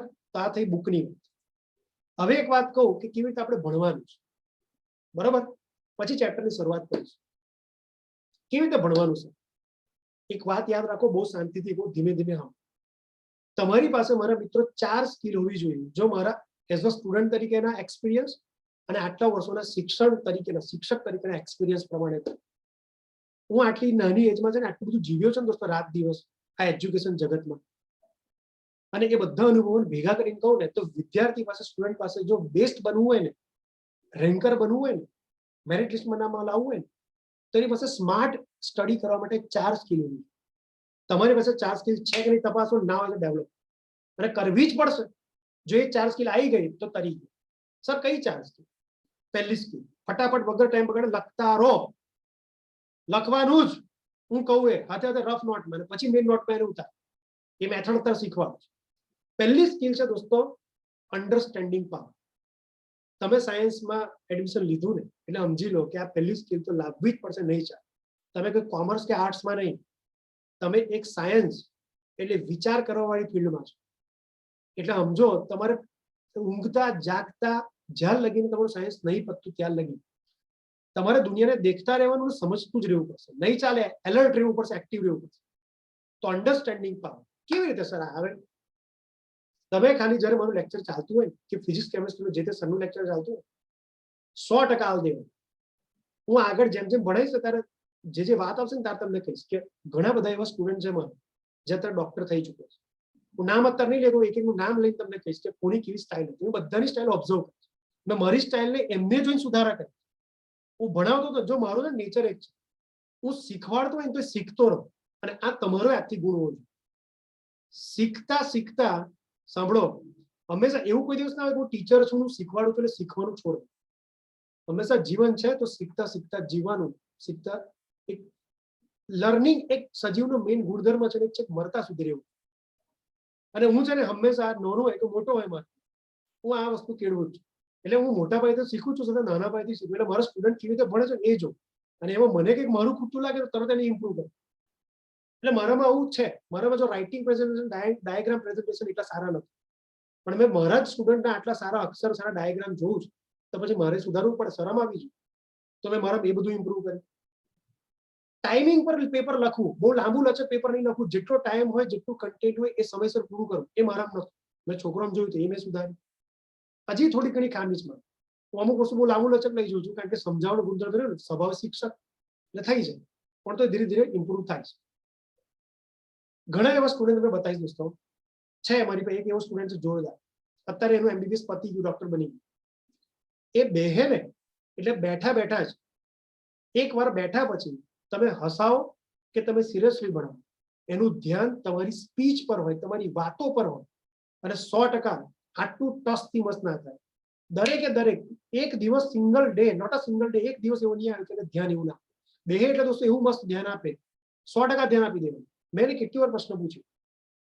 હા, તમે કોઈ એક્સ્ટ્રા વાત કરતા હોય ને ભણતરથી બહારની, તેને ખબર પડી જાય, એનો ટાઈમ ના બગાડો. એ જે ટોપિક ચાલતો હોય એ ટોપિકમાં જ એવો જીવતો રહે, એની વિશે ઊંડું વિચારતો. પછી પાછો જેમ સર પાછા પોતાના બેક ટુ નોર્મલ ટોપિક પર આવે, ભણાવવાના ટોપિક પર બીજી વાત કરી, તો પાછો એ ટોપિક પર આગળ વધતો જાય. પાછા સર કંઈક બીજા વાતો પર જતા રહે, તે પાછો પોઝ થઈને એ ટોપિક પર જીવ્યા કરે. એટલે દોસ્તો જ્યારે જે ટોપિક ભણતા હોય ને ત્યારે 100% એ ટોપિકમાં જીવતો રહે, 100% ઊંડાણમાં ઉતરી જાય. બસ તઈ ક્લાસમાં બેઠા બેઠા સરે જેટલી વાત કીધી 100% ઉતાર લીધી, કાને ધર લીધી, મગજમાં પેક કરી લીધી. ઘેર જઈને એને કેટલી વાર કીધું કે તું કેવી રીતે મહેનત કર? તો કે સર મને ઘેર જઈને આ ટોપિકને મોઢે કરતા, તમે 1.5 કલાક ભણાવ્યું ને 1.5 કલાકના ટોપિક મને ઘેર જઈને તૈયાર કરતા હાર્ડલી 10 થી 15 મિનિટ લાગે છે. 1.5 કલાક ભણાયું એને ઘેર જઈને વગર રિવિઝન કરે, હજી તો એ ભણીને ઘેર ગયો છે, તોય તમે એને એમાંથી પ્રશ્ન પૂછો બીજા દિવસે આવીને તો આરામથી બધા જવાબ આપશે. એક એવું એને હોદવું પડે, આપણે એવા અઘરા પ્રશ્નો કાઢવા પડે કે ખોટો પડે, તો રેરલી ખોટો પડે. કેમ? કારણ કે 100% ક્લાસમાં ધ્યાન આપીશું. બસ આ નેચર આજથી તમારો હોવો જોઈએ દોસ્તો, ભલું થશે તમારું. એકવાર અપનાવી લો. અન્ડરસ્ટેન્ડિંગ પાવર, સમજણ શક્તિ તો જ આવશે જો તમે 100% દરેક લેક્ચર જે તે શિક્ષકનો 100% ભણશો. બાકી 90% કરતા વિદ્યાર્થી એવા છે કે જે ખૂણાઓને જોઈને, ક્લાસના ખૂણાઓને જોઈને વિચારો જતા છેલ્લે ના જાય ને કશું નહીં, બરોબરનો ધ્યાન અટકાવી રાખે આમ, તોય છેલ્લે એ શિક્ષકની મુવમેન્ટ જોઈને શિક્ષકમાં ખોવાય છે. ના ચાલે. એટલે આ વસ્તુ કેળવો, અન્ડરસ્ટેન્ડિંગ પાવર. નંબર 2 મારા મિત્રો, બીજી સ્કિલ છે, તમે ભણશો ને 100% શિક્ષક જે કહેશે એની દરેક દરેક સ્પીચ સાંભળશો ને કાને ધરશો ને સમજી લેશો, સમજણ શક્તિ તો આવી જશે. નંબર 2, સમજ્યા પછી યાદ રાખવું મહત્વનું છે. સાચું કહું, શંખપુષ્પી પીવો, બદામ ખાઓ, આ બધું ખાલી દોસ્તો કહેવાનું છે, એ બધું એસેસરી છે, એટલે બધું સહાયક છે બુદ્ધિ વધારવા માટે. મેન બુદ્ધિ વધારવાનો પાવર, મેમરી પાવર, યાદ શક્તિ, એ બીજી સ્કિલ સ્ટુડન્ટ પાસે તો જ આવે જો એ નંબર ઓફ રિવિઝન કરે. એકવાર યાદ સમજી તો લીધું, પણ ઘેર ગયા પછી સમજ્યા પછી એને 2 વર્ષમાં કેટલી વાર રિપીટ કરે. મોર and more repeat, more and more improvement. જેટલું તમે એને વધારે રિપીટ કરશો એટલું તમારે ઇમ્પ્રુવમેન્ટ આવતું રહેશે. પણ એ તમારી પર છે. જે હોશિયાર છોકરું છે ને એ સમય સમયે ચેપ્ટરને લે છે, અને જે ઠીકઠાક એવરેજ છોકરું છે ને એ એકવાર ભણે તો બહુ સારું, સર તો બધાને હરખું સમજાવે, તો ભણતા સમજતા તો બે સ્ટુડન્ટ સારી રીતે સમજી લે છે, પણ હોશિયાર હોય ને એને સમય રિપીટ કરતો રહેશે. અને જે મીડિયમ હોય ને એ સમય એને રિપીટ નહીં કરતો, બસ એની મેઇન કારણ છે. એટલે મેમરી માટે એક જ તમારી પાસે છે ઉપાય, એ છે સમયે સમયે રિપીટ કરવું. અને તમારે નહીં કરવાનું, હું જ કરાવતો. હું એટલા ટેસ્ટો લઈશ દરેક ચેપ્ટરના સમયે સમયે કે તમારું આજે ચેપ્ટર પત્યું છે તો 4 મહિના પછી એ ચેપ્ટરનો ટેસ્ટ આવવાનો. એ મેં મારું શેડ્યુલ બનાવેલો છે અને ફરી શેડ્યુલ એના ટેસ્ટ લેતો એટલે તમારે ચેપ્ટર રિલીઝ થવાના. એટલે હું કઈ રીતે કરો છો ને, એટલે અન્ડરસ્ટેન્ડિંગ પાવર પણ આવે, મેમરી પાવર પણ.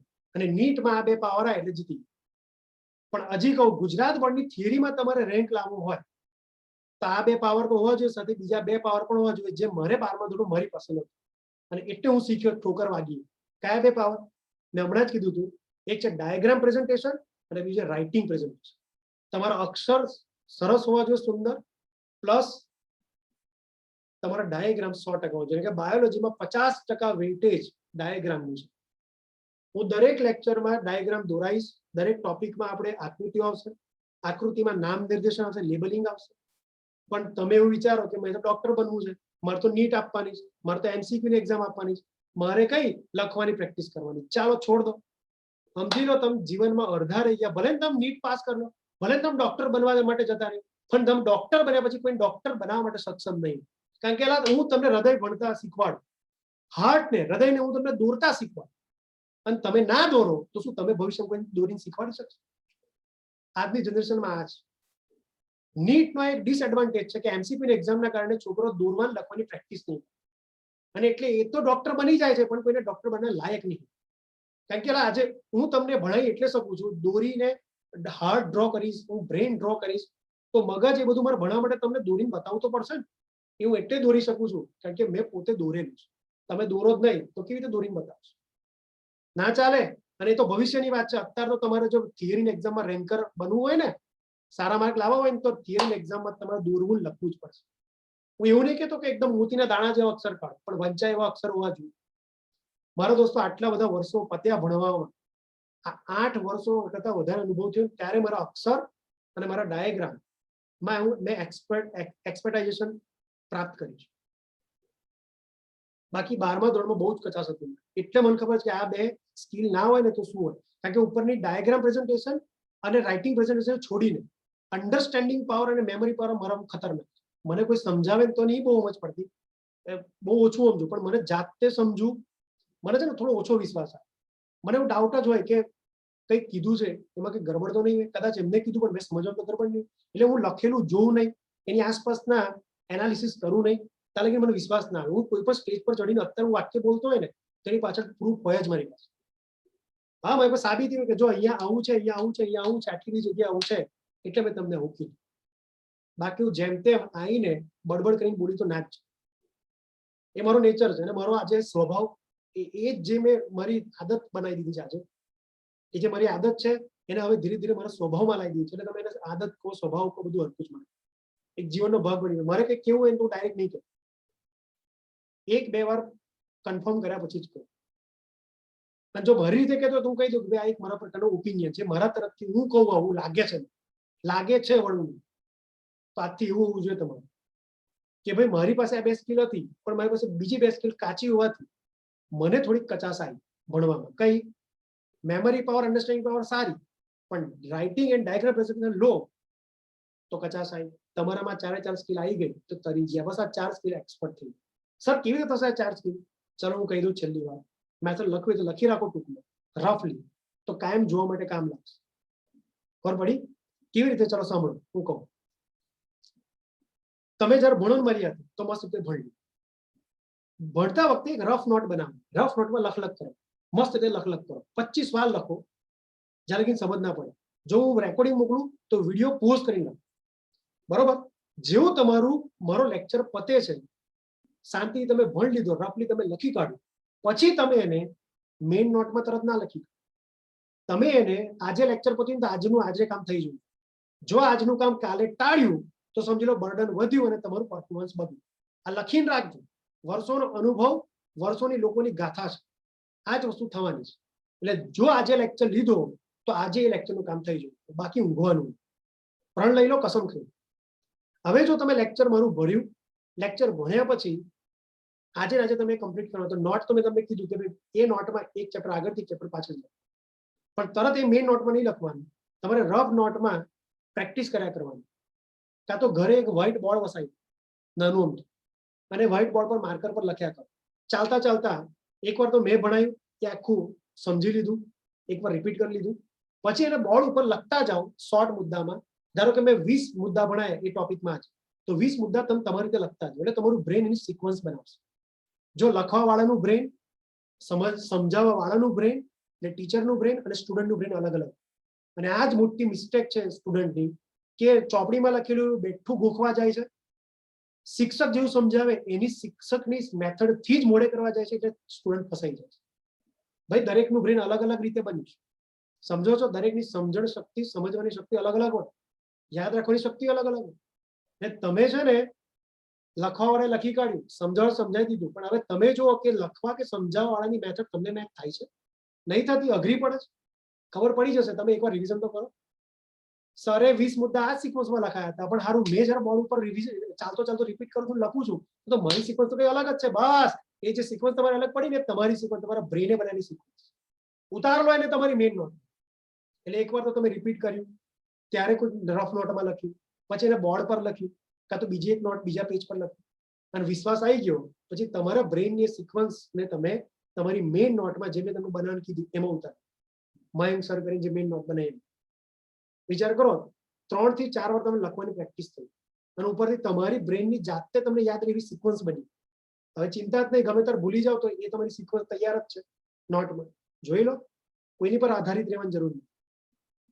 મસ્ત, મજા આવી ગઈ સર. લખવાની પ્રેક્ટિસ તો આપોઆપ થતી રહેશે, અને હાથે હાથે ડાયાગ્રામ આવે તો હાથ જોડીને કહું, આજે મેં બ્રેન દોરતા શીખવાડી. ઘેર તમારે એ બ્રેન ભણ્યા પછી જ્યાં લગીને હાથ ના બેસે ત્યાં લગીને 20-25 વાર, જ્યાં લગીને હાથ ના બેસે ત્યાં લગીને રફ પેજમાં બોર્ડ ઉપર કે ગમે તે દોર કરો. એકવાર એક્સપર્ટ બની જાઓ, હાથ બેસી જાય પછી તમારી મારી જે મેઇન નોટ બનાવો છે મને દોર. તો દોરવાની પ્રેક્ટિસ, લખવાની પ્રેક્ટિસ, અને આટલું બધું કામ કર્યું, આટલી બધી વાર ટોપિકમાં જીવે એક આખો દિવસ. હા, લેક્ચર તો મેમરાઇઝ તો થઈ ગયો, અન્ડરસ્ટેન્ડિંગ તો થઈ ગયું. હું કીધું આજે મેં તમને કીધું એ મેથડ ફોલો કરશો તો 4 સ્કિલ રહેશે તમારી પાસે. અને ના તરત તો મન કહેજો, કેસ કરજો, જાઓ.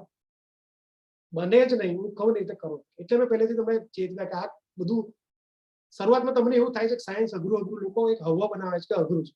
કશું અઘરું નહીં, જો મેં કીધું એ રીતે કરો તો સહેલું છે. મેં કહું છું એ રીતે તમે નહીં કરતા, ગાડી પાટા પરથી વચ્ચે વચ્ચે ઉતરી જાય છે, એટલે પછી સાયન્સ અઘરું થઈ જાય છે. બાકી રિધમ જળવાઈ રહે તો કોઈ વાંધો નહીં. ચલો, આ વાત પતી. હવે ચેપ્ટરની વાત. મેં જે રીતે કીધું ચેપ્ટર 7 આપણે અત્યારે ભણવાનું શરૂ કરીશું, ચેપ્ટર 8 બે એક સાથે ચાલુ. ચેપ્ટર 7 તમારું એક પછી એક યુટ્યુબ પર જે છે એ આવતું રહેશે, કાં તો તમે જોતા રહેશો કે વાંધો નહીં. કહું પેશીઓનું ચેપ્ટર છે. સર આમાં કેટલી વસ્તુ ભણવાની? ચલો ફટાફટ કહી દઉં. ચેપ્ટર 7 માં મારો દોસ્તો, જો હું કોઈ પણ ચેપ્ટર ભણાવું તો તાર પહેલા એને પાર્ટમાં વેચી દઉં. તમને અત્યારે જ કોઈ નોટ લઈને બેઠા હોય, અત્યારે રફમાં લખો, પછી મેઇન નોટ પર લખો, ત્યારે શરૂઆતમાં મુદ્દો લખજો. ચેપ્ટરને કેટલા પાર્ટમાં વહેંચાય, એટલે ચેપ્ટર ખબર પડે કે આપણે કેવી રીતે જીવવાનું છે, કયા કયા તબક્કાઓમાં પસાર થવાનું. તો દરેક ચેપ્ટરનું ટુકડામાં વિભાજિત કરજો. લાઈક ચેપ્ટર 7 ને 11મા ધોરણના ચેપ્ટર 7 છે, એને હું 4 ટુકડામાં વિભાજિત કરું છું. એટલે ચેપ્ટર 7 4 ફેઝમાં, 4 સેશનમાં ચાલશે, 4 પાર્ટમાં ચાલશે. લખો જ લખો. પાર્ટ 1 પેશી, એનિમલ ટિશ્યુ, એટલે પ્રાણીઓની પેશી. પ્રાણીમાં કેટલી પેશી હોય તો કે 4 જ પેશી, એને લગતો પાર્ટ એટલે પાર્ટ 1 પ્રાણી પેશી. પાર્ટ 2 સાંભળો, પાર્ટ 2 એટલે વંદો, કોકરોચ. આખો એનો નાનો વાળ બી હું બાકી રાખું, બધી પેચડી અત્યારે આપણે 11મા ધોરણમાં જ કરી દઈશું. એટલે પૂરેપૂરો આમ કોલેજમાં જશો તો એનાથી વધારે કશું આવે નહીં ભણવા, એટલા લેવલ પર તમે વંદો ભણી. એ પાર્ટ 2. પાર્ટ 3 અળસિયું, અને પાર્ટ 4 દેડ. હવે સાંભળો, આ 4 પાર્ટમાં મેં ચેપ્ટર 7 ને તો વેચ્યું, પણ એમાં યાદ રાખો મારા દોસ્તો, પહેલો પાર્ટ એ બીજો પાર્ટ, પેશી અને વંદો, એ બેમાં બ્રેકેટ કરીને લખી રાખો. નીટમાં છે, નીટના સિલેબસમાં આમાંથી ક્વેશ્ચન આવશે. પણ અર્થવોર્મ એટલે અળસિયું અને ફ્રોગ એટલે દેડકો, આ નીચેના પાર્ટ 3 અને 4, ચેપ્ટર 7ના પાર્ટ 3, 4 અળસિયું અને વંદો નીટમાં નથી. જો જેટલું તમારા સિલેબસમાં ચોપડીમાં આપ્યું છે, એનસીઈઆરટી ની બુકમાં આપ્યું છે, 11-12 ધોરણની બુકમાં આપ્યું છે એ બધું જ તમારે નીટમાં આવે. એનાથી વધારે આવશે પણ ઓછું નહીં. પણ ખાલી ચેપ્ટર 7માં ચોપડીમાં આ બે આપ્યું છે પણ નીટમાં નથી. ચોપડીનું બધું નીટમાં આવશે પણ ખાલી આ બે ચોપડીમાં આપવા છે તો નીટ વાળા એને કેન્સલ કર્યું. પણ કદાચ બાઉન્સર ક્વેશ્ચન આવી શકે એટલે હું ભણાવીશ તો ખરો. પણ સેકન્ડરી પ્રાયોરિટી નહીં આપી, ભણતા ભણ નાખીશું ચોપડી જેટલું છે એટલું. થોડી ઘણી એની આસપાસની એક બે વાતો બહારની જાણીને જરૂરિયાત પ્રમાણે. બાકી એટલું બધું તમારે આને ભણવાની જરૂર નહીં, કારણ કે ક્વેશ્ચન આવતા નહીં. પણ મને બહુ વિશ્વાસ નહીં એટલે હું મહેનત તો કરાવીશ. એટલે ત્યાં લખી રાખો પાર્ટ 3, 4 અળસિયું દેડકામાં ક્યાં નીટમાં નથી. વંદો અને પેશી નીટમાં છે, અળસિયું અને દેડકો નીટમાં નથી. આવું લખી રાખો. અત્યારે ચેપ્ટર ચાલુ કરતા પહેલા આ માહિતી મળી છે. કાયમ તમને યાદ નહીં રહે, ધીરે ધીરે ચેપ્ટર વધશે ને, ઇન્ફોર્મેશન વધશે ને, ધીરે ધીરે પાછલું ભૂલતા જશો. એટલે જે કહું ને એ લખી જ રાખો. તમે યાદ કરશો પાછળ કે ના અલા આ તો ભૂલી ગયા હતા પણ સરે લખાયું સારી સારી વાત છે, યાદ નહીં. Are you getting my point, my friends? Yes, sir. Yes, sir. તો પહેલું ભણવાનું ચાલુ કરીશું ચેપ્ટર 7 માં પેશી પાર્ટ 1. પણ ત્યાર પહેલા થોડુંક બેઝિક જાણ લઈએ બાયોલોજીનું. તો લખવાનું ચાલુ કરવાનું હવે. પહેલા બાયોલોજીનો અર્થ. બાયોલોજી ભણો છો, બાયોલોજીનો અર્થ શું? બાયોલોજીમાં જેટલા બી વર્ડ આવશે ને એ મોટાભાગે ગ્રીક ભાષાના કાં તો લેટિન ભાષાથી બનેલા વર્ડ છે. જેમ કે અહીંયા બાયોલોજીનો અર્થ હું તમને કહું તો બાયોસ અને લોગોસ. બાયો એટલે લાઈફ, સજીવો, અને લોગોસ એટલે સ્ટડી, અભ્યાસ. એટલે વિજ્ઞાનની એવી શાખા કે એવો અભ્યાસ જેમાં સજીવો વિશે જાણકારી મળતી, એવી ફિલ્ડ એટલે બાયોલોજી. ફરીથી બાયો સંધિ છૂટી પાડો બાયોલોજીની. બાયોસ અને Logos. Biology, BIOS, Logos. Bio એટલે લાઈફ, સજીવો, જીવ, અને લોગોસ એટલે જીવની સ્ટડી, અભ્યાસ. બાયોલોજી લાઈફનું સાયન્સ, સજીવોનું સાયન્સ, જીવનો અભ્યાસ. કામ ખતમ. વ્યાખ્યા કહું, બાયોલોજી એટલે સાયન્સની, વિજ્ઞાનની એવી શાખા જેમાં સજીવો અને સજીવોમાં થતી પ્રક્રિયાઓનો અભ્યાસ. Living system, living organism and there life process. સજીવ અને સજીવોમાં થતી પ્રક્રિયાઓનો અભ્યાસ, જીવનની બધી અલગ અલગ પદ્ધતિઓનો અભ્યાસ એટલે બાયોલોજી. સર ખબર પડી? થોડું તમને કહી દઉં બેઝિક. બાયોલોજી ભણવાનું ચાલુ કરીએ છીએ તો બાયોલોજીમાં સજીવો જ ભણવાના. તો સજીવ અને નિર્જીવનો તફાવત શું છે? સજીવ એટલે લિવિંગ અને નિર્જીવ એટલે નોન લિવિંગ. તો લિવિંગ અને નોન લિવિંગ, સજીવ અને નિર્જીવ વચ્ચેનો તફાવત શું છે? કશું નહીં, બહુ ઝાઝો તફાવત નથી. ડિટેલમાં જોઈશું ચેપ્ટર 1. 11 ચેપ્ટર 1 ચલાવીશ ત્યારે ડિટેલમાં ભણીશું, પણ અત્યારે સુપરફિશિયલી કહી દઉં સજીવ અને નિર્જીવનો તફાવત. સજીવ હોય ને એ અનુકૂલન કરે, નિર્જીવ અનુકૂલન ના કરે. એડેપ્ટેશન એટલે અનુકૂળ આવશે ચેપ્ટર 1 માં ડિટેલમાં આવશે. અત્યારે ખાલી કરી દઉં કે જો મને ગરમી લાગે તો હું પંખો ચાલુ કરું, એસી ચાલુ કરું. મને ઠંડી લાગે તો હું સ્વેટર પહેર દઉં, સાલ ઓઢ દઉં, કાં તો સૂતો હોય તો ઢોસો કે ગોદડી ઓઢ દઉં. મને વરસાદમાં કોઈ જગ્યાએ નીકળવાનું થાય તો રેનકોટ પહેર દઉં. તો વરસાદ હોય, ઠંડી હોય, ગરમી હોય, તો અલગ અલગ પરિસ્થિતિમાં મારું બિહેવિયર અલગ અલગ હોય છે. મારા અલગ અલગ પરિસ્થિતિમાં, મારા અલગ અલગ પર્યાવરણમાં હું સેટ થવા માટે, એડજસ્ટ થવા માટે હું મારા કેરેક્ટર બદલું છું. તો બસ સજીવા પ્રક્રિયા કરે અનુકૂલન. શું નિર્જીવને ગરમી, ઠંડી, વરસાદથી કોઈ ફરક પડે? એ તો ગરમી હોય, ઠંડી હોય કે ગમે તે હોય એની અવસ્થા સેમ. પણ હું દરેક અલગ અલગ પરિસ્થિતિમાં, નવા પર્યાવરણમાં મેચ થવા હું મારી કેરેક્ટર બદલું છું, લક્ષણો બદલું છું. એટલે એને કહેવાય અનુકૂલન. સજીવ અનુકૂલન કરે, નિર્જીવ અનુકૂલન કરે નહીં. ખબર પડી? હવે દોસ્તો બીજો સજીવ અને નિર્જીવનો તફાવત હું કહું તો બીજું એક તફાવત કે ભાઈ સજીવ હોય એ ફિઝિયોલોજીકલ કે બાયોલોજીકલ પ્રોસેસ કરે. લાઈક શ્વસન છે, ઉત્સર્જન છે, પાચન છે, આવી બધી પ્રક્રિયા સજીવમાં થાય, નિર્જીવમાં આવું થાય નહીં. લખતા જાઓ. ત્રીજો ડિફરન્સ સજીવ અને નિર્જીવનો, ત્રીજું કેરેક્ટર. સજીવ હોય ને એ મેટાબોલિઝમ કરે. મેટાબોલિઝમ એટલે ચયાપચય. મેટાબોલિઝમ એટલે ચયાપચય. એટલે મારા મિત્રો સજીવ હોય એ ચયાપચય કરે. એમાં હું થોડી સંધિ છૂટી પાડું. ચય વત્તા અપચય. ચેપ્ટર 1 માં ડિટેલમાં ભણીશું. અત્યારે ખાલી કહું છું ચય વત્તા અપચય. ચય એટલે બનવું, અપચય એટલે તૂટવું. આપણા દરેકે દરેક કોષમાં સતત, અત્યારે પણ આ સમય પણ દરેક સમય, દરેક ક્ષણે કંઈક બનતું હોય, કંઈક તૂટતું. તો બનવા અને તૂટવાની પ્રક્રિયા અનુક્રમે ચય અને અપચય કહેવાય, જેને ભેગું કરીને ચયાપચય કહેવાય. અંગ્રેજીમાં મેટાબોલિઝમ.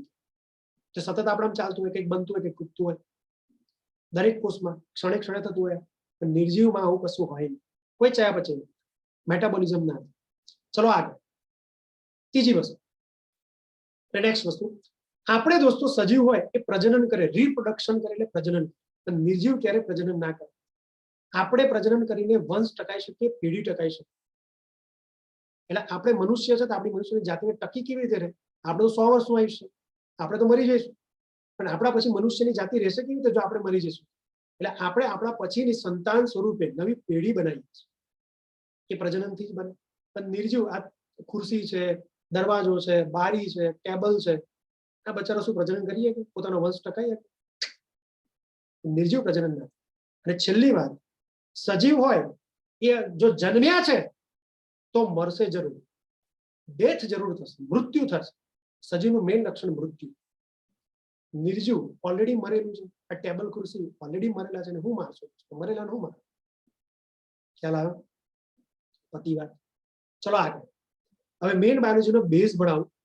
એકચ્યુઅલી મેં ચેપ્ટર 7 માં ઓલરેડી આ ભણાઈ ચૂક્યો છું, પણ તેમ છતાં અત્યારે ફરીથી લખાવું, એકવાર રિવિઝન થશે, કશું લૂંટાઈ નહીં છે. લખો ચાલો. પહેલા છે ને એકવાર લખી રાખો કે જીવ કેટલા પ્રકારના હોય. જો આ બધું ચેપ્ટર 2, 3 અને 4 માં ભણવાનું જ છે, પણ અત્યારે થોડું બેઝ ક્લિયર થાય એટલે લખો. લખો, દુનિયામાં કેટલા પ્રકારના સજીવો. હું ખાલી ઓવરવ્યુ આપી રહ્યો છું, ડિટેલમાં આપણે ચેપ્ટર 2, 3 અને 4 માં ભણીશું. લખો, દુનિયામાં પહેલા બેક્ટેરિયા. સાચું કહું, બેક્ટેરિયાની સૃષ્ટિને કહેવાય મોનેરા સૃષ્ટિ. શું કહેવાય? મોનેરા સૃષ્ટિ. મોનેરામાં બધા બેક્ટેરિયા. બેક્ટેરિયામાંથી પછી ધીરે ધીરે આવ્યા પ્રોટિસ્ટા. તમે નામ સાંભળ્યા છે, અમીબા, પેરામિશિયમ, પ્લાઝ્મોડિયમ. આ બધા શું છે? પ્રજીવો છે. અને આ બધા પ્રજીવો આવે પ્રોટિસ્ટા. એટલે મોનેરા બેક્ટેરિયાવાળી સૃષ્ટિની નવી સૃષ્ટિ ભગવાને બનાવી. એ છે ફેરફાર કરતા કરતા બેક્ટેરિયામાં ફેરફાર થતા ગયા તો નવી જાતિઓ બની, જેની એક સૃષ્ટિ આપણે વર્ણવીય વર્ગીકરણમાં તેને કહીશું પ્રોટિસ્ટા. શું કહીશું? પ્રોટિસ્ટા. પછી પ્રોટિસ્ટામાંથી અમુક સજીવો ધીરે ધીરે પરિવર્તન પામતા પામતા નવી જાતિની રચના કરે છે. એ નવી જાતિઓનો એક ફરીથી નવી સૃષ્ટિ બને છે. એ સૃષ્ટિનું નામ છે દોસ્તો ફૂગ સૃષ્ટિ. કઈ સૃષ્ટિ? ફૂગ.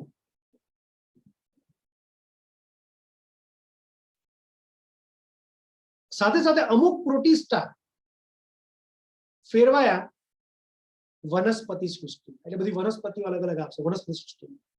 અને અમુક પ્રોટિસ્ટા પરિવર્તન પામી પામીને નવી જાતિઓ નવી સૃષ્ટિ બનાવે છે, જે પ્રાણી સૃષ્ટિ. ખબર પડી? એટલે દુનિયામાં દોસ્તો જો આપણે સજીવોનું વર્ગીકરણ કરવા જઈએ, દુનિયામાં કેટલા પ્રકારના સજીવ? તો બસ આટલા જ પ્રકાર છે. લખો એટલે લખી રાખો. ચેપ્ટર 2 માં તમે ભણશો મોનેરા સૃષ્ટિ એટલે બેક્ટેરિયા, પ્રોટિસ્ટા સૃષ્ટિ અને ફૂગ સૃષ્ટિ. સાથે એક વાયરસ પણ આવશે. આટલું ભણશો તમે ચેપ્ટર 2. ચેપ્ટર 3 માં ભણશો વનસ્પતિ સૃષ્ટિ અને ચેપ્ટર 4 માં ભણશો પ્રાણી સૃષ્ટિ. એટલે મેં કીધું ચેપ્ટર 2, 3, 4 પૂરું એટલે સમજી લો તમારું બાયોલોજી બધા જીવ વિશે ખબર પડી જશે. દુનિયામાં આટલા જીવોનું વર્ગીકરણ આપણે કરી શક્યા છે, સમજી શકીએ. અંતિ વધારે જીવો છે, પણ હજી આપણા હાથમાં હજી નથી. આપણે એને જાણી શક્યા નથી. જાણતા પહેલા જે બધું લુપ્ત થઈ ગયું છે માનવ પ્રવૃત્તિના કારણે. પણ ભણવાના આપણે સિલેબસમાં આટલા છે: બેક્ટેરિયા, પ્રોટિસ્ટા, ફૂગ, વનસ્પતિ, પ્રાણી. લખાઈ ગયું આટલું? તું આગળ વધુ.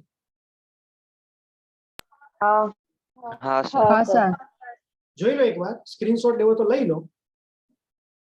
જો હું નોટ એવી જ મોકલીશ જે મને મોકલવા જેવી તમને, કે જે મને લાગશે કે ભાઈ બહુ લાંબુ લેક્ચર છે, બહુ વધારે કન્ટેન્ટ છે અને તમારે લખવામાં વાર લાગે છે, તો હું ડાયરેક્ટ મોકલી દઈશ. મને એવું લાગે છે કે આ બધી બહુ કોમ્પ્યુટરાઇઝ ઇમેજ વધારે છે, અનનેસેસરી છે, યુઝલેસ છે. બહુ એટલું દોરશો તો કંઈ ફરક નહીં પડે, નહીં દોરો તો ચાલશે. તો હું એવી મોકલીશ. મને લાગે છે કે મોકલવાની છે નોટ્સ, તો હું મોકલીશ, બાકી નહીં મોકલું. તરત જ લેક્ચરમાં ચાલુ લેક્ચરમાં કામ કરવું પડશે. એનું રીઝન કહું. એટલે મેં ના કીધું હું કહું એવું જ કરવાનું. મને જે યોગ્ય લાગશે તો એ મોકલીશ. નહીં યોગ્ય લાગતું, મને લાગે છે ના તમારે મહેનત કરવી પડશે, નહીં મોકલું. કારણ કે હું બધી નોટો મોકલતું રહું છું તો તમે લેઝી થઈ જશો. સર મોકલશે જ ને. આ ફિઝિક્સ કેમિસ્ટ્રી સાહેબો બોર્ડ પર ભણાવે છે લખી લખી, એટલે એમાં કરો. આમાં તો સર જાતે રાત્રે જાગી મહેનત કરી બનાવે જ છે ને, તૈયાર તગારી મોકલે જ છે ને. ચાલશે, સરની નોટ્સ મસ્ત છે, એ જ વાંચી લઈશ. નહીં ચાલે. મેં મહેનત કરી તો મને મહેનત કરવા. મહેનતનો જ જમાનો, મહેનત થઈ જાય ફેમિલી, નહીં ચાલે. એટલે જો બેક્ટેરિયા એટલે હું નોટ મોકલીશ તમને, મને જરૂર લાગે છે. ભવિષ્યમાં તમે કામ કરતા રહો, હું કહું ત્યારે મોકલીશ, અને બાકી હું નહીં મોકલું. એટલે નોટ વ્યવસ્થિત બનાવતા. બેક્ટેરિયા અને આર્કિયા. આર્કિયા પણ સૌથી જૂના બેક્ટેરિયા છે, એ આપણે પછી ભણીશું ચેપ્ટર. તો બધા બેક્ટેરિયા મોનેરા સૃષ્ટિ છે, એમાંથી આ પ્રોટિસ્ટા સૃષ્ટિ. પછી એમાંથી અમુક ફૂગ સૃષ્ટિમાં ગયા, અમુક પ્રાણી સૃષ્ટિમાં ગયા અને અમુક વનસ્પતિ સૃષ્ટિમાં. બરોબર? આ રીતે સજીવો આ રીતે વર્ગીકૃત થયા છે માનવમાં. હવે સાંભળો, ચાલો એક આખો ચાર્ટ બનાવો કે આપણી બોડી કેવી રીતે બને ફટાફટ. માન લો એક નર છે, એને નરજન્યુ બનાવ્યો. માદા છે, એને માદાજન્યુ બનાવ્યો. એટલે નરે શુક્રકોષ બનાવ્યા અને માદાએ અંડકોષ બનાવ્યા. નરજન્યુ માદાજન્યુ શુક્રકોષ અંડકોષ ભેગા થાય તો પ્રજનનની ક્રિયા થાય, એટલે ફલન થાય. બે વસ્તુ જોડાય, નરજન્યુ માદાજન્યુ જોડે એટલે ફલન છે. તો પ્રજનનનું મેઇન સ્ટેપ ફલન. ફલનથી ફલિતાંડ બન્યું, એક જ કોષ બને. અને આ એક કોષનું બહુ બધી વાર સંભાજન થાય. આપણે ભણીશું ચેપ્ટર 10 માં કેવા પ્રકારનું વિભાજન હોય. પણ કોષમાં એક સંભાજન નામનું વિભાજન થાય. એટલે એકમાંથી બે કોષ બને, બે માંથી ચાર બને, ચાર માંથી 8 બને, 8 માંથી 16 બને, 16 માંથી 32 બને, 32 માંથી 64 બને. એટલે દોસ્તો વધતા વધતા વધતા વધતા વિભાજન થતા થતા થતા થતા આ એક જ યુગ્મનજ અથવા ફલિતાંડ નામના કોષમાંથી મોટો ભ્રૂણ બને. બહુ બધા કોષોનો ગુચ્છો. એટલે દોસ્તો ફલિતાંડ અથવા ભ્રૂણ, સોરી, ફલિતાંડ અથવા યુગ્મનજ. ફલિતાંડનું બીજું નામ યુગ્મનજ, ભૂલતા ના. અંગ્રેજીમાં કહો તો ઝાયગોટ. ખબર પડી? તો ફલિતાંડ અથવા યુગ્મનજ અથવા ઝાયગોટ નામનો એક જ કોષ બને અને એ એક કોષમાંથી મોટો ભ્રૂણ બને. બહુ બધી વાર ભાજન થઈ બહુ બધા કોષોનો ગુચ્છો બને. સર આનું કામ શું? તો આ જે ભ્રૂણ બને ને, ભ્રૂણમાંથી આખી બોડી બને. કેવી રીતે સાંભળો? આ ભ્રૂણમાંથી દોસ્તો અમુક કોષો, અત્યારે ભ્રૂણમાં બધા કોષો સેમ હોય, હજારો લાખો કોષો સેમ જ હશે, બધા એક સમાન રચના ધરાવતા હશે. પણ આમાંથી અમુક કોષો ડિસિઝન લે કે ભાઈ હું મારો આકાર બદલીશ અને કોઈ સ્પેશિયલ કામ કરવા માટે બનીશ. તેવા અમુક કોષોએ પોતાનો આકાર બદલ્યો અને બન્યા અધિચ્છદીય કોષ. અમુક કોષો આકાર બદલીને બને સંયોજક પેશીના કોષ. અમુક આકાર બદલીને બને સ્નાયુ પેશીના કોષ અને અમુક આકાર બદલીને બને ચેતા પેશીના કોષ. આ રીતે કોઈ પણ ભ્રૂણમાં પરિવર્તન આવતા આવતા એના કોષો 4 પ્રકારના કોષોમાં કન્વર્ટ. આ પ્રક્રિયાને, આ ઘટનાને કહેવાય વિભેદન. અંગ્રેજીમાં કહેવાય ડિફરન્શિએશન. ભ્રૂણીય કોષો પોતાના વિશિષ્ટ કાર્યને અનુલક્ષીને પરિવર્તન કરે, પોતાનામાં પરિવર્તન કરે, પોતાનામાં બદલાવ લાવે, પોતાનો શેપ ચેન્જ કરે, તો એને કહેવાય વિભેદન અથવા ડિફરન્શિએશન. તો ભ્રૂણના કોષોમાંથી વિભેદન થઈને 4 પ્રકારના કોષ બને. હવે આવા 4 પ્રકારના કોષોના ગુચ્છા બનશે, સમૂહ બનશે. લાઈક અધિચ્છદીય કોષો ભેગા થઈને, જો વિભેદનની વ્યાખ્યા, ભ્રૂણીય કોષો તેમના કોઈ સ્પેશિયલ કામને અનુસરીને પોતાનામાં બદલાવ લાવે, પરિવર્તન લાવે, તો એને કહેવાય વિભેદન. હવે બન્યા તો ખરા, ભ્રૂણના કોષો કોઈ સ્પેસિફિક કોષમાં ફેરવાઈ ગયા. હવે એવા સરખા સરખા કોષો ભેગા થાય તો મોટો કોષોનો ગુચ્છો બને, જેને કહેવાય ટિશ્યુ એટલે પેશી. લાઈક અહીંયા જો અધિચ્છદીય કોષો સરખા સરખા ભેગા થયા તો અધિચ્છદીય પેશી બની. સંયોજક કોષો ભેગા થયા, સંયોજક પેશી બની. સ્નાયુ કોષો ભેગા થયા, સ્નાયુ પેશી બની. ચેતા કોષો ભેગા થયા, ચેતા પેશી બની. આ રીતે દોસ્તો એક જ જગ્યાએથી બનતા, એટલે ભ્રૂણમાંથી જ બનતા, એટલે સમાન ઉત્પત્તિ ધરાવતા અને કોઈ સ્પેશિયલ કામ કરતા કોષોના સમૂહને પેશી કહેવાય. ટિશ્યુ, અંગ્રેજીમાં ટિશ્યુ, ગુજરાતીમાં પેશી. ફરીથી એકવાર, અંગ્રેજીમાં ટિશ્યુ, ગુજરાતીમાં પેશી. પેશી અથવા ટિશ્યુ એટલે શું? તો કે સમાન ઉત્પત્તિ ધરાવતા, એટલે ભ્રૂણમાંથી બધા બને અને કોઈ ચોક્કસ કામ કરતા, સ્પેશિયલ વિશિષ્ટ કામ કરે. લાઈક સંયોજક પેશીના કોષો રક્ષણનું કામ કરે. સંયોજક પેશીના કોષો અંગોને, પેશીઓને જોડવાનું કામ કરે. સ્નાયુ પેશીના કોષો હલનચલન કરવાનું કામ કરે. ચેતા પેશીના કોષો મેસેજ ટ્રાન્સફર કરવાનું કામ કરે બોડીમાં. તો દરેકનું કોઈ સ્પેશિયલ કામ છે અને કોઈ એક જ જગ્યાએથી બને છે. એવા કોષોના સમૂહને પેશી કહેવાય. હવે 4 પેશી ભેગી થાય તો એને કહેવાય પેશી તંત્ર. આ 4 પેશીના ભેગું કરો ને એને એક વર્ડમાં એક્સપ્રેસ કરો, એને કહેવાય પેશી તંત્ર. ટિશ્યુ સિસ્ટમ, પેશી તંત્ર, ટિશ્યુ સિસ્ટમ. આવી રીતે દોસ્તો સાંભળો, આવી રીતે ભ્રૂણમાંથી 4 પ્રકારના પેશી બનીને પેશી તંત્ર બની. ફરીથી એ જ ભ્રૂણના કોષોમાંથી, બીજા કોષોમાંથી ફરીથી નવી પેશીઓ બનશે અને એનું એક પેશી તંત્ર બનશે. આ રીતે દોસ્તો બહુ બધા પેશી તંત્રો ભેગા થાય ને, આ રીતે 4 પેશીઓના ગુચ્છા ભેગા થાય ને, બહુ બધા પેશી તંત્રો, તો બને અંગ. લાઈક જઠર બનાય. આ રીતે ફરીથી આવા ભ્રૂણના બહુ બધા કોષો ભેગા થઈને નવા પેશી તંત્રો બનાવે તો એક નવું અંગ બને, અંડનળી. ફરીથી બધા ભ્રૂણના બીજા બધા કોષો ભેગા થઈને પેશીઓ, પેશી તંત્રો બનાવીને નવું એક અંગ બનાવે, આંતરડું. આ રીતે દોસ્તો જઠર, મુખ, મળાશય, આંતરડું, અન્નનળી, યકૃત, સ્વાદુપિંડ, આ રીતે બહુ બધા અંગો ભેગા થઈને અંગતંત્ર બને, લાઈક પાચન તંત્ર. અત્યારે મેં જે ઉદાહરણ દીધું એવું પાચન તંત્ર બને. આ રીતે દોસ્તો પાચન તંત્ર, શ્વસન તંત્ર, ઉત્સર્જન તંત્ર, ચેતાતંત્ર, અંતઃસ્ત્રાવી તંત્ર, એ રીતે બધા તંત્રો ભેગા થઈને બોડી બને. ખબર પડી? બોલો ફરીથી એકવાર. બહુ બધા પેશી તંત્રો ભેગા થઈને અંગ બને, બહુ બધા અંગો ભેગા થઈને અંગતંત્ર બને, લાઈક પાચન તંત્ર. આ રીતે બહુ બધા તંત્રો, અંગતંત્રો, પાચન તંત્ર, શ્વસન તંત્ર, ઉત્સર્જન તંત્ર જેવા બધા અંગતંત્રો ભેગા થઈને બોડી બને, દેહ. It is clear? Yes or no? Yes, sir. Yes, sir. Very nice.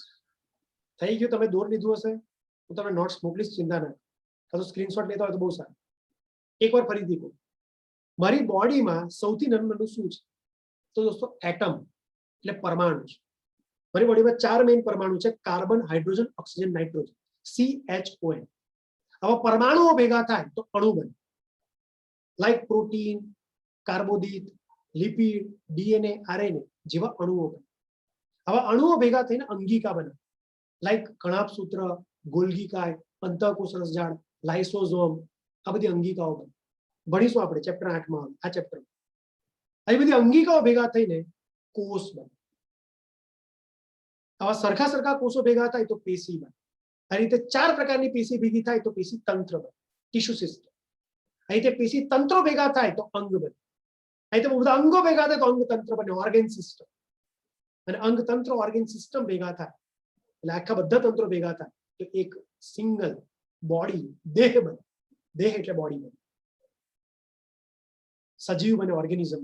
Organism એટલે સજીવ, લિવિંગ સિસ્ટમ બને. કમ્પ્લીટ. સ્ક્રીનશોટ લઈ શકો છો. ખ્યાલ આવ્યો? ખુશ? Yes, sir. આપણે જે પેશી ભણવાની છે ચેપ્ટર 7માં, એ લેક્ચરમાં બધું કીધેલું જ છે. તો અત્યારે ફટાફટ ખાલી રફલી કહી દઉં, પછી ચેપ્ટર 8ની થોડી વાત કરી લઉં, પછી નેક્સ્ટ લેક્ચરમાં આપણે ચેપ્ટર 8 કન્ટિન્યુ કરીશું. ચેપ્ટર 7 પણ ચાલશે, ચેપ્ટર 8 પણ ચાલશે. 1000 વાર તમને બોલું, કન્ફ્યુઝ ના થાય. થોડુંક આ ચેપ્ટર 7નું મેં ઓલરેડી એ લેક્ચરમાં કીધેલું છે, ચેપ્ટર 7ના પહેલા લેક્ચરમાં. તો અત્યારે કહી કે ભાઈ 4 પ્રકારની પેશી હોય. અંગ્રેજીમાં કોઈ એપિથેલિયલ ટિશ્યુ એટલે અધિચ્છદીય પેશી, કનેક્ટિવ ટિશ્યુ એટલે સંયોજક પેશી, મસ્ક્યુલર ટિશ્યુ એટલે સ્નાયુ પેશી, અને નર્વસ ટિશ્યુ એટલે ચેતા પેશી. બધા ગુજરાતી અંગ્રેજીમાં મેં વ્યવસ્થિત ત્યાં ભણાવ્યા છે. ખબર પડી? પેશી વિદ્યા, પેશીઓનો અભ્યાસ જે આપણે કરીએ છીએ, ચેપ્ટર 7 આપણે ભણીશું પેશી વિદ્યા. પેશી વિદ્યા, પેશીઓના અભ્યાસ, પેશીઓની સ્ટડી, ટિશ્યુની સ્ટડીને આપણે કહેવાય હિસ્ટોલોજી.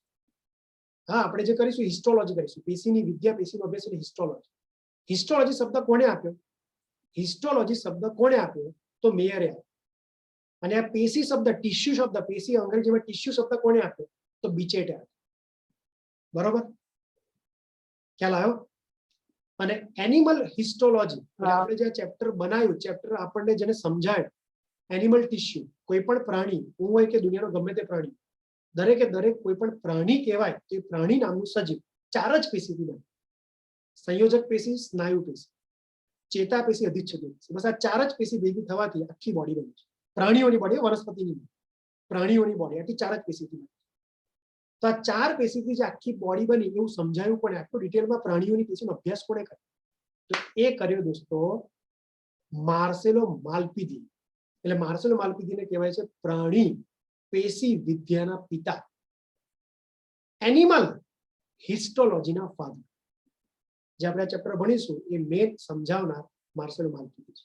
આ ચેપ્ટરના પિતા કો તો યાદ છે. ખબર પડી? હવે છે ને આજે અમે ભ્રૂણ બનાવ્યો હતો દોસ્તો, સાંભળો, એક્ટિવ રહો. આજે મેં ભ્રૂણ બનાવ્યો હતો. એ ભ્રૂણમાં હજારો કોષો, લાખો કોષો હોય. એ બધા કોષો ભેગા થઈને 3 પ્લેટ બનાવે. બધું પ્રજનન તંત્રમાં ભણે છે. અત્યારે સુપરફિશિયલી કહું છું. 3 ભાગમાં વિભાજિત થયું બધા કોષો. એમાંથી અંદરના જે કોષો છે ને, એ જે અંદરની પ્લેટ બનાવે છે, એ પ્લેટને કહેવાય અંતઃગર્ભસ્તર. અંતઃગર્ભસ્તર. પછી જે વચ્ચેની પ્લેટ બની ને કોષોની, એને કહેવાય મધ્ય ગર્ભસ્તર. અને જે સૌથી બહારની આ પ્લેટ બની ને, એને કહેવાય બાહ્ય ગર્ભસ્તર. બાહ્ય ગર્ભસ્તર. ખબર પડી? હવે છે સાંભળો, આ રીતે કોઈ પણ ભ્રૂણ અથવા ગર્ભ, જે આપણે આગળ ભણ્યા કે ફલિતાંડનું સમવિભાજન થાય તો બહુ બધો કોષોનો ગુચ્છો બને, જેને ભ્રૂણ કહેવાય. તો એ ભ્રૂણ 3 સ્તરોમાં વહેંચે. સૌથી અંદરનું સ્તર અંતઃગર્ભ સ્તર, વચ્ચેનું મધ્ય ગર્ભ સ્તર, બહારનું બાહ્ય ગર્ભ સ્તર. અને આ 3 ગર્ભ સ્તરમાંથી જ પેશીઓ બને, પેશીના કોષો બને. લાઈક જે બહારની પેશી છે, સાંભળજો, દેખાય છે? હું થોડું રફ કરી દઉં, ઇંગ્લિશમાં પણ દેખાડું, દેખાય જ જો. આ જે છે ને ભૂરું ભૂરું, એ બાહ્ય ગર્ભસ્તર, એક્ટોડર્મ. વચ્ચેનું જે દેખાય છે એ મેસોડર્મ, એટલે મધ્ય ગર્ભસ્તર. સૌથી અંદરનું દેખાય છે એ છે એન્ડોડર્મ, એટલે અંતઃગર્ભસ્તર. આ 3 ગર્ભસ્તરમાંથી અલગ અલગ પેશી બને. લાઈક ચેતાપેશી, નર્વસ ટિશ્યુ, બાહ્ય ગર્ભસ્તરમાંથી બને, એક્ટોડર્મ. મસ્ક્યુલર અને કનેક્ટિવ ટિશ્યુ મધ્ય ગર્ભસ્તરમાંથી બને, એટલે મેસોડર્મમાંથી બને. સંયોજક પેશી અને સ્નાયુ પેશી. અને અધિચ્છદીય પેશીના બહુ બધા પ્રકાર ચેપ્ટર 7માં આવે છે. એ બધા પ્રકારો, એટલે અધિચ્છદીય પેશી અલગ અલગ પ્રકારની, એમાંથી અમુક પેશી બાહ્ય ગર્ભસ્તરમાંથી બને, અમુક મધ્યમાંથી, અમુક અંતઃગર્ભસ્તર. એટલે અધિચ્છદીય પેશી એવી છે કે જે તળેવ ગર્ભસ્તરમાંથી એના અલગ અલગ પ્રકાર બને. સંયોજક અને સ્નાયુ પેશી એવી છે જે મધ્ય ગર્ભસ્તરમાંથી બને, અને ચેતાપેશી એવી છે જે બાહ્ય ગર્ભસ્તર. તમે લખી રાખ્યું હશે, મેં પહેલા જ કીધું, મારી સ્ટડી કરવાની સ્ટાઇલ ઇંગ્લિશ અને ગુજરાતી બેવ મિક્સ હશે. એટલે તમે ઇંગ્લિશ બુક વાંચો, ગુજરાતી બુક વાંચો, તમને કોઈ વાંધો નહીં આવે, તમે બધું સમજ પડતી જશે. તમે જો ને ચમત્કાર, ખાલી લેંગ્વેજનો ફરક છે, બીજું કશું નહીં. ખબર પડી? અધિચ્છદીય પેશીનું કામ કહો છો, એપિથેલિયલ ટિશ્યુનું કામ શું? તો બહુ બધા કામ છે. જેમ ચેપ્ટર 7માં અલગ અલગ પ્રકાર આવશે તેમ ભણતા જઈશું. સુપરફિશિયલી કહો તો રક્ષણ પણ કરે ને પ્રોટેક્શન કરે. અમુક જગ્યાએ અમુક દ્રવ્યનો સ્ત્રાવ કરવાનું કામ કરે, એટલે સિક્રેશન કરે. અમુક જગ્યાએ અમુક દ્રવ્યનું શોષણ કરવાનું કામ કરે, એટલે એબ્ઝોર્પ્શન કરે. અમુક જગ્યાએ લાઈક કિડનીમાં ખરાબ દ્રવ્યોને ગાળવાનું કામ કરે, મૂત્ર બનાવવાનું કામ, એટલે એક્સક્રીશન, મૂત્ર ઉત્સર્જનનું કામ કરે. અને પ્રજનન કોષો બનાવવાનું પણ કામ, એટલે રિપ્રોડક્શનનું કામ કરે, પ્રજનનનું કામ. કનેક્ટિવ ટિશ્યુનું કામ છે અટેચમેન્ટ કરવું, કોષથી કોષ, પેશીથી પેશી, અંગથી અંગને જોડવાનું કામ. સાથે થોડું ઘણું પ્રોટેક્શન પણ કરે, અને અમુક દ્રવ્યનું ટ્રાન્સફર પણ કરે, એક જગ્યાએ બીજી જગ્યાએ લઈ જવાનું પણ કામ. લાઈક રુધિર એક સંયોજક પેશી છે, કનેક્ટિવ ટિશ્યુ. તમને ખબર છે બોડીમાં બધે દ્રવ્યની હેરફેર કરે, ઓક્સિજન, CO2, પોષક તત્વો, ઉત્સર્ગ દ્રવ્ય બધા. સ્નાયુ પેશીનું કામ છે હલનચલન કરાવવું, મૂવમેન્ટ કંટ્રોલ. અને નર્વસ ટિશ્યુનું કામ છે કંટ્રોલ એન્ડ કોઓર્ડિનેશન, એટલે અલગ અલગ બોડીના ભાગનું એકબીજા સાથે સહનિયમન કરવું, મેસેજને ટ્રાન્સફર કરવું, અવર જવર કરવું. બાકીનો ચેપ્ટર 7 તમે ભણશો, ચેપ્ટર 7ના લેક્ચર. ચેપ્ટર 7 અને 8ની બેની ભેગી વાતો હતી, મેં અહીંયા ભણતર શરૂઆતમાં કરી હતી, ફરીથી કરેલી, ત્યાં કીધી હતું. કારણ કે ફરીથી ભણીએ છે તો ફરીથી કરી લીધું, કોઈ નાના મોટા નહીં થઈ જવાનો, 2 વાર ભણી લેવું. ખબર પડી? આટલું ક્લિયર ને? હા સર. ચેપ્ટર 8 હવે ચાલુ થાય છે. હેડિંગ વાગી જવું જોઈએ. કોષ એક જીવનનો એકમ. બસ થોડુંક જ ભણાવીશ. કીધું તું કે ચેપ્ટર 8 ચાલુ કરી દઈશ, એટલે મેં આટલું થોડું ખેંચીને ચલાવ્યું. બાકી નેક્સ્ટ લેક્ચરથી કન્ટિન્યુ કરે, પણ વચન એ વચન. એટલે થોડુંક હું ભણાવી દઉં, 2-5 વસ્તુ, પછી ચેપ્ટર 8 ડિટેલમાં નેક્સ્ટ લેક્ચરમાં ભણીશું. બરોબર? ચાલો સાંભળો. કોષની વાત કરું તો ક્યાંથી જાય કે સર કોષ કેટલા પ્રકારના હોય? કોષને અંગ્રેજીમાં કહેવાય સેલ. કોષને અંગ્રેજીમાં કહેવાય સેલ, એટલે કોષ. લખી રાખો, એક પણ વસ્તુ મિસ ના થવી જોઈએ. પહેલો જ મુદ્દો, ચેપ્ટર ચાલુ કરતા લખ્યું કોષનું અંગ્રેજી નામ સેલ. બરોબર? સર કોષ દુનિયામાં કેટલા પ્રકારના? આમ તો બહુ બધા અલગ અલગ કેટેગરીમાં વેચાય, પણ અત્યારે સુપરફિશિયલી કહું, અમુક સજીવ હોય ને એ એક જ કોષથી બને, અને અમુક સજીવો બહુ બધા કોષો ભેગા થાય. તો કોષના આધારે સજીવો 2 પ્રકારના હોય. એક જ કોષથી આખો સજીવ બની જાય તો એક કોષી સજીવ. જેમ કે હું છું, તો હું તો બહુ બધા કોષોનો બન્યો છું. ટ્રિલિયન અબજો કોષનો બન્યો છું. 1-2 છોડો, હું અબજો કોષોથી બન્યો, તો હું બહુ કોષી કહેવાય, બહુ બધા કોષોથી બન્યો છું. ખબર પડી? તો સાંભળો ને. કોષ, સાંભળો, કોષ જો બેક્ટેરિયા છે ને, બેક્ટેરિયા, એ બેક્ટેરિયા સૌથી પહેલા દુનિયામાં આવેલા બેક્ટેરિયા હતા. પહેલા દુનિયામાં સજીવ આવ્યો તો કોણ આવે? મેં કેટલી વાર કીધું હમણાં, બેક્ટેરિયા. તો બેક્ટેરિયા સૌથી સરળ રચના થઈ, એક જ કોષનો બને. એટલે બેક્ટેરિયા એક કોષી સજીવ છે, એક જ કોષથી આખીની બોડી બની ગઈ. અને ભગવાને સૌથી પહેલો બનાવ્યો. તો બેક્ટેરિયાનો કોષ સૌથી જૂનો છે, સૌથી સિમ્પલ છે. આખો આપણે ભણીશું બેક્ટેરિયા ચેપ્ટર 8માં. તો બેક્ટેરિયાનો કોષ દોસ્તો આદિ કોષ કેન્દ્રી કોષ કહેવાય. કેવો કોષ?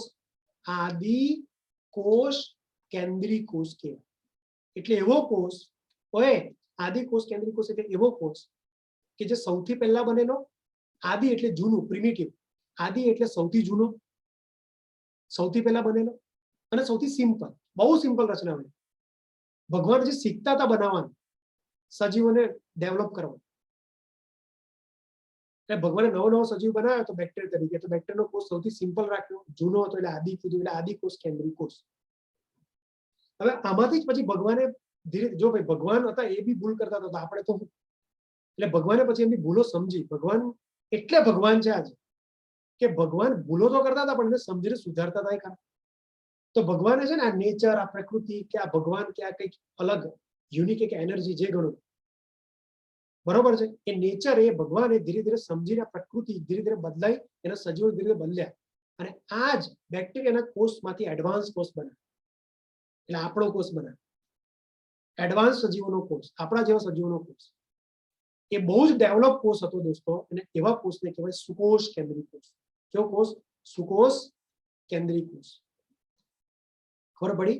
અને આપણા કોષની વાત કરીશ, સાંભળો, આપણા કોષની વાત કરીશ જે સૌથી એડવાન્સ કોષ છે. ખબર પડી? એને કહેવાય સુકોષ કેન્દ્રી કોષ. તો દુનિયામાં કોષ બે પ્રકારના હોય. આમ તો બહુ બધા પ્રકાર પડે પણ અત્યારે બેઝિક ભણાવું છું. દુનિયામાં બે પ્રકારના કોષ હોય, એક આદિ કોષ કેન્દ્રી કોષ, બીજો સુકોષ કેન્દ્રી કોષ. મેઇન બે પ્રકારના. આદિ કોષ કેન્દ્રી કોષ સૌથી સરળ અને સૌથી જૂના, લાઈક બેક્ટેરિયા. અને સુકોષ કેન્દ્રી કોષ એટલે સૌથી એડવાન્સ. અંદર બધી રચના એડવાન્સ હોય. અત્યારે હું રફલી ખાલી સમજાવવા માટે દોરું છું, બધું આપણે વ્યવસ્થિત દોરીને ભણવાનું. સાચા? બરોબર? તો આટલું સમજ પડી sir? Get it my point? Yes sir. આ રીતે મારા દોસ્તો સજીવો કોષના આધારે બે પ્રકારના. સાંભળો, એક કોષી અને બહુકોષી. લાઈક એક જ કોષથી પૂરી બોડી બની જાય તો એક કોષી. જેમ કે દુનિયામાં બધા બેક્ટેરિયા, અમીબા, પેરામીશિયમ, પ્લાઝ્મોડિયમ જેવા પ્રજીવ, એટલે પ્રોટિસ્ટા સૃષ્ટિના સજીવ. અને બધી નહીં, અમુક અમુક લીલ અને કેટલીક ફૂગ. ધારો કે યીસ્ટ નામની ફૂગ, તો કેટલીક ફૂગ, કેટલીક લીલ, બધા બેક્ટેરિયા અને પ્રોટિસ્ટા સૃષ્ટિના સજીવ, એટલે અમીબા, પેરામીશિયમ, પ્લાઝ્મોડિયમ, આ બધા એક કોષી છે. એક જ કોષથી પૂરી બોડી બને છે. અને એની સિવાય બધા પ્રાણી કે બધા વનસ્પતિ, દુનિયામાં બધા પ્રાણી, બધી વનસ્પતિ બહુકોષી છે. દુનિયામાં કોઈ વનસ્પતિ કે કોઈ પ્રાણી એવા નથી જે એક જ કોષથી. ખબર પડી? બધા પ્રાણીઓ, બધી વનસ્પતિ બહુકોષી છે. કીટકો પણ પ્રાણીમાં એ પણ બહુકોષી છે. પહેલા હું બહુકોષી વિશે કહું, પછી એક કોષી પર આવી. સર બહુકોષી એટલે શું? તો કે બહુકોષી એટલે દોસ્તો બહુ બધા કોષોથી બને આખી બોડી. લાઈક વનસ્પતિ છે, પ્રાણી છે, પ્રાણીઓ બધા કીટકો છે, બરોબર, જેને મલ્ટી સેલ્યુલર ઓર્ગેનિઝમ કહેવાય, બહુકોષી સજીવો કહેવાય. મલ્ટી એટલે બહુ, કોષી એટલે સેલ્યુલર, અને ઓર્ગેનિઝમ એટલે સજીવ. બહુકોષી સજીવ, મલ્ટી સેલ્યુલર ઓર્ગેનિઝમ. સર સમજ ના પડે. ફરીથી પેલી સ્ટોરી કહું કે ભાઈ શુક્રકોષ, અંડકોષ ભેગા થયા, ફલિતાંડ બન્યો. ફલિતાંડ એક જ કોષ હતો, ફલિતાંડ યુગ્મન જ નામ, એમાંથી જ આખો ભ્રૂણ બન્યો અને ભ્રૂણમાંથી જ આખી બોડી બની. બરોબર? તો કોઈ પણ બહુકોષી સજીવનું શરૂઆત, બનવાની શરૂઆત એક જ કોષથી થાય અને એ કોષને કહેવાય યુગ્મનજ અથવા ફલિતાંડ. તો દરેક સજીવ ભલે બહુકોષી હોય, ભલે બહુ બધા કોષોનો બને, અબજો કોષો, ટ્રિલિયન કોષોનો બને, પણ દોસ્તો અમારી બોડી બની તો કોઈ એક જ કોષ, અને એ કોષ છે ફલિતાંડ, યુગ્મનજ, જે આપણે આગળ સમજીએ. ખબર પડી? તો વાંચો, સજીવ અનેક કોષોના બનેલા હોય, તેમને બહુકોષી કહેવાય. આ સજીવોના જીવનની શરૂઆત એક જ કોષથી થાય, જેને કહેવાય યુગ્મનજ અથવા ફલિતાંડ. ખબર પડી? એ યુગ્મનજ અથવા ફલિતાંડ બહુ બધી વિભાજન પામે તો ભ્રૂણ બને, અને ભ્રૂણમાંથી પછી પેશી, પેશીતંત્ર, અંગતંત્રો, અને છેલ્લે આપણી આખી બોડી, જે હમણાં જ આપણે સમજીએ. ચાલો, એક કોષી, બહુકોષી તો સમજ પડી ગઈ. હવે એક કોષી. સર એક કોષી એટલે? એક કોષી એટલે એવા સજીવ છે એક જ કોષથી બને. પણ એક કોષી ભગવાને પહેલા બનાવી, એટલે એક કોષીમાં છે ને ભગવાને બધી સિસ્ટમ મૂકી દીધી હતી. જો હું બહુકોષી છું, બરાબર, તો મારામાં રક્ષણનું કામ અધિચ્છદીય કોષો કરે. મારામાં એકબીજાને અંગોને પેશીને જોડવાનું કામ સંયોજક પેશીના કોષો કરે.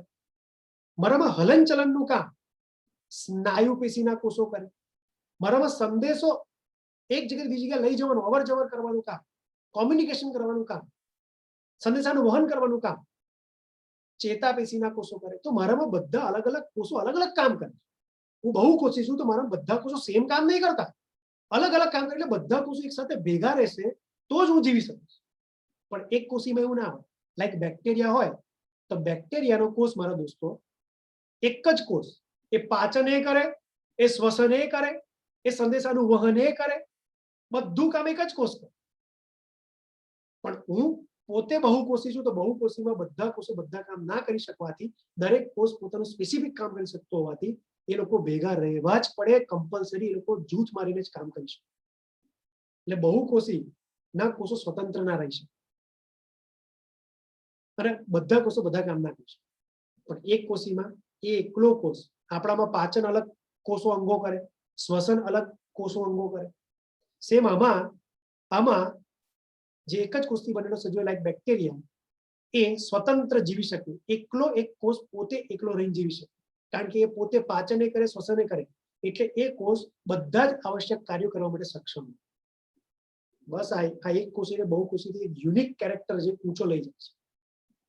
ખબર પડી? મેં ઉદાહરણ કહી દીધા એક કોષીના. Amoeba, paramecium, bacteria. હા સર. જો બેક્ટેરિયા બધા એક કોષી, પેરામીશિયમ, અમીબા, પ્લાઝ્મોડિયમ જેવા પ્રોટિસ્ટા મેં તમને કીધું, પ્રજીવો, પ્રોટોઝોઆ એટલે પ્રજીવો, અને પ્રજીવો પ્રોટોઝોઆ સામા આવે પ્રોટિસ્ટા સૃષ્ટિમાં. તો પ્રોટિસ્ટા સૃષ્ટિમાં આવતા સજીવો, બેક્ટેરિયા એટલે મોનેરા સૃષ્ટિમાં આવતા સજીવો, કેટલીક ફૂગ લાઈક યીસ્ટ, કેટલીક લીલ લાઈક ક્લેમિડોમોનાસ, એસેટેબુલેરિયા, આ બધી લીલ છે અમુક જે કેવી હોય એક કોષી. તમને મેં એટલા જ એક્ઝામ્પલ કીધા જેટલા બુકમાં છે, બાકી નીટમાં બહુ બધા એક્ઝામ્પલ છે, પણ એ ચેપ્ટર 2 ભણીશું ત્યારે આવશે. અત્યારે આ ચેપ્ટરના માધ્યમથી નીટમાં આટલા જ એમસીક્યુ પૂછાશે, જેટલા મેં જરૂરી બતાવ્યા એટલા જ, અને મેં કીધું એટલે ફાઇનલ. આની બહારનું આવે જ નહીં આ ચેપ્ટરના માધ્યમથી નહીં. ખબર પડી? તો સર સમજ પડી ગઈ એક કોષી બહુ કોષી? હા સર. ઓકે. હા સર. સાંભળો હવે, જો ભાઈ બહુકોષી સજીવ હોય તો બહુકોષી સજીવોમાં બે પ્રકારના કોષ હોય. પ્રાણીઓમાં પ્રાણી કોષ, વનસ્પતિમાં વનસ્પતિ કોષ. ખ્યાલ આવ્યો? આ બધા કોષો સાંભળો, તમે એવું કહેશો સર તમે કેટલા કોષોના બને છે? બહુકોષી એટલે પણ બહુકોષીમાં સંખ્યા તો કહો કે સજીવ કેટલા કોષોનો બને. તો આ નીટ માટે એમસીક્યુ ચોપડીમાં નથી, પણ નીટમાં ક્વેશ્ચન આવેલા છે. એટલે એમ્સની એક્ઝામ, નીટની એક્ઝામ, જ્યારે પહેલા કોઈ સિલેબસ નક્કી નહોતો ત્યારે આ બધા ક્વેશ્ચન આવતા, અને જૂની એક્ઝામમાં પૂછેલા હોય તો નવી એક્ઝામમાં આવવાના ચાન્સ છે જ. એ સિલેબસનું વસ્તુ તો હું ભણાવીશ કે તમારે કરવાનું. તો લખી રાખવાનું કે એક સજીવ લાઈક મનુષ્ય છે, મનુષ્ય કેટલા કોષોનો બને? તો દરેક અલગ અલગ સંખ્યામાં કોષો ધરાવે. લાઈક હું મનુષ્યની વાત કરું એ જ પૂછાશે. તો નાનું બાળક હોય ને, આપણા નાનું બાળક, મનુષ્યનું નાનું બાળક, ન્યૂ બોર્ન બેબી, નાનું બાળક, તો બિલીવ નહીં કરો, એ નાનું બાળક જે તમે સ્ક્રીન પર દેખી રહ્યા છો એ બાળકમાં 2 ટ્રિલિયન કોષો હોય. અલા 100, 1000, લાખ નહીં ભાઈ, નહીં કરોડે, નહીં અબજો. મેં કીધું 2 ટ્રિલિયન કોષ.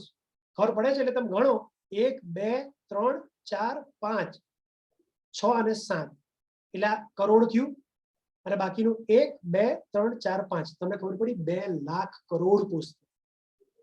2 લાખ કરોડ, 2 ટ્રિલિયન થી ફિલિંગ ના આવે તો મેં કીધું 2 લાખ કરોડ કોષો ભેગા થાય એટલે 2 ટ્રિલિયન કોષો, 2 લાખ કરોડ કોષો ભેગા થાય ત્યારે એક નાનું બાળક. મિનિમમ આટલા તો જ, વધારે પણ આટલા તો જ, આનાથી ઓછા નહીં, આનાથી વધારે. અને જ્યારે આ બાળક ધીરે ધીરે મોટું થાય, જેમ કે તમેનું નાના હતા ત્યારે આટલા કોષો છે, પણ જ્યારે આપણે મોટા થયા ત્યારે એક પુખ્ત વ્યક્તિ 60 કિલો 50 કિલોનો એક સરેરાશ વજન ધરાવતો વ્યક્તિ, સરેરાશ 60 કિલો 50 કિલો વજન ધરાવતો વ્યક્તિ એટલે પુખ્ત યુવાન વ્યક્તિ માં કેટલા કોષો? જ્યારે આપણે મોટા થઈ જાય, યુવાન પુખ્ત બની જાય, એડલ્ટ બની જાય, ત્યારે આપણામાં દોસ્તો 100 ટ્રિલિયન કોષો, મિનિમમ 100 ટ્રિલિયન, વધારે પણ ઓછા. સમજી ગયા તમે? 100 ટ્રિલિયન, અબજોમાં સંખ્યા કઈ, કરોડો કરોડોમાં સંખ્યા કઈ. વિચાર કરો કઈ ગણવા બેસી. સર તમે સંખ્યા કહી દીધી, પણ એ સંખ્યામાં કેટલા પ્રકારના કોષો, કેટલા કોષો એ કીધું, પણ એ બધા કોષોમાં શું બધા સેમ હોય? ના ભાઈ ના, હમણાં તો કીધું મિનિમમ 4 પ્રકારની પેશી તો હોય, એટલે 4 પ્રકારના કોષો તો હોય. પણ એક વાત કહું, એ 4 પ્રકારના કોષો, જે 4 પ્રકારની પેશી ભણશો ને એમાં પાછા પ્રકાર આવશે, એટલે કન્ફ્યુઝ ન થતા. હમણાં મેં એવું કીધું કે કોઈ પણ પ્રાણીઓ 4 જ પેશીઓથી બને, 4 પ્રકારની પેશીથી બને. પણ એ 4 પ્રકારની પેશી આપણે ચેપ્ટર 7 માં ભણીશું ત્યારે ખબર પડશે કે પેશીઓમાં બહુ બધા પ્રકાર આવે. એટલે આમ ગણવા જઈએ, નાના પ્રકારો ગણવા જઈએ તો 200 પ્રકારના અલગ અલગ કોષો આવે. 200 પ્રકારના અલગ અલગ કોષો આવે. 200 પ્રકારના અલગ અલગ કોષો આવે જે 4 પ્રકારની પેશી બનાવે. અને એ 4 પ્રકારની પેશીથી પછી અંગો અને અંગતંત્રો બોડી. તો યાદ રાખજો, 100 ટ્રિલિયન જેટલા કોષો હોય એક પુખ્ત વ્યક્તિમાં, અને 100 ટ્રિલિયન કોષોમાં અલગ અલગ ગણવા બેસો તો 200 પ્રકારના કોષો દેખવા મળે. અને એ 200 પ્રકારના કોષો ભેગા થતી 4 પ્રકારની પેશી. જેમ અધિચ્છદીય પેશી છે તો અધિચ્છદીય પેશીના કોષોમાં એક પ્રકારના કોષમાં બહુ બધા પ્રકાર, તમે થાકી જશો એટલા પ્રકાર છે. બહુ બધી અધિચ્છદીય પેશી હોય એના કોષો. એ રીતે ચેતાપેશી, સંયોજક પેશી બહુ બધી છે. બરોબર? અને આ 100 ટ્રિલિયન કોષો છે ને, એમાંથી 25 ટ્રિલિયન કોષો તો ખાલી બ્લડમાં જ હોય, રુધિરમાં જ. બોલો, એટલે 100% કોષોમાંથી 25% કોષો તો ખાલી બ્લડમાં જ બેઠા છે, લોહીમાં જ બેઠા છે, આપણા રુધિરમાં. કઈ વાંધો નહીં. ખબર પડી આટલું? હવે જોઈ લો, આટલું ભણ્યા તો એના પરથી ખબર પડી ગઈ કે બહુકોષી સજીવ હોય કે એક કોષી સજીવ. સજીવ જો બન્યો છે તો એ કોષથી જ બન્યો છે, સેલથી જ બન્યો છે. તો સજીવનો મેન પાયાનો મૂળભૂત ક્રિયાત્મક એકમ કોણ? કાર્યની દ્રષ્ટિએ અને રચનાની દ્રષ્ટિએ મેન એકમ કોણ? જો એક વાત કહું, કોઈ પણ ઇમારત હોય, કોઈ પણ બિલ્ડિંગ હોય, સાંભળો લા, કોઈ પણ મારા દોસ્તો બિલ્ડિંગ હોય, સમજો છો? તો એ બિલ્ડિંગનો મેન આધાર કોણ? એ આખી બિલ્ડિંગ બની હોય તો એનો મૂળભૂત એકમ કોણ? બેઝિક યુનિટ કોણ? તો ઈંટ. કોઈ પણ બિલ્ડિંગ બની હોય, ઘર બન્યું હોય કે બંગલા બન્યા કે એપાર્ટમેન્ટ બન્યા, એનો મેઇન યુનિટ કોણ હોય? તો ઈંટ હોય. ઈંટોથી જ આખું ઘર બને. તો નિર્જીવ વસ્તુઓમાં ઘરો, એપાર્ટમેન્ટો, બિલ્ડિંગો બનાવી હોય તો એનામાં મૂળભૂત એકમ ઈંટ છે. તેમજ તેવી જ રીતે આપણી બોડીની જે બિલ્ડિંગ છે, બોડી નામની બિલ્ડિંગ છે, એ બોડી નામની બિલ્ડિંગ ને બનાવતો મેઇન ઈંટ કોણ? મેઇન પાયો કોણ? તો છે કોષ. એટલે એવું કહેવાય કે મારી રચનાનો મેઇન એકમ પણ કોષ, અને કાર્યની દ્રષ્ટિએ પણ મેઇન કોષ. કારણ કે મારામાં જેટલા પ્રકારના કોષ હોય એટલા પ્રકારના કામો થાય.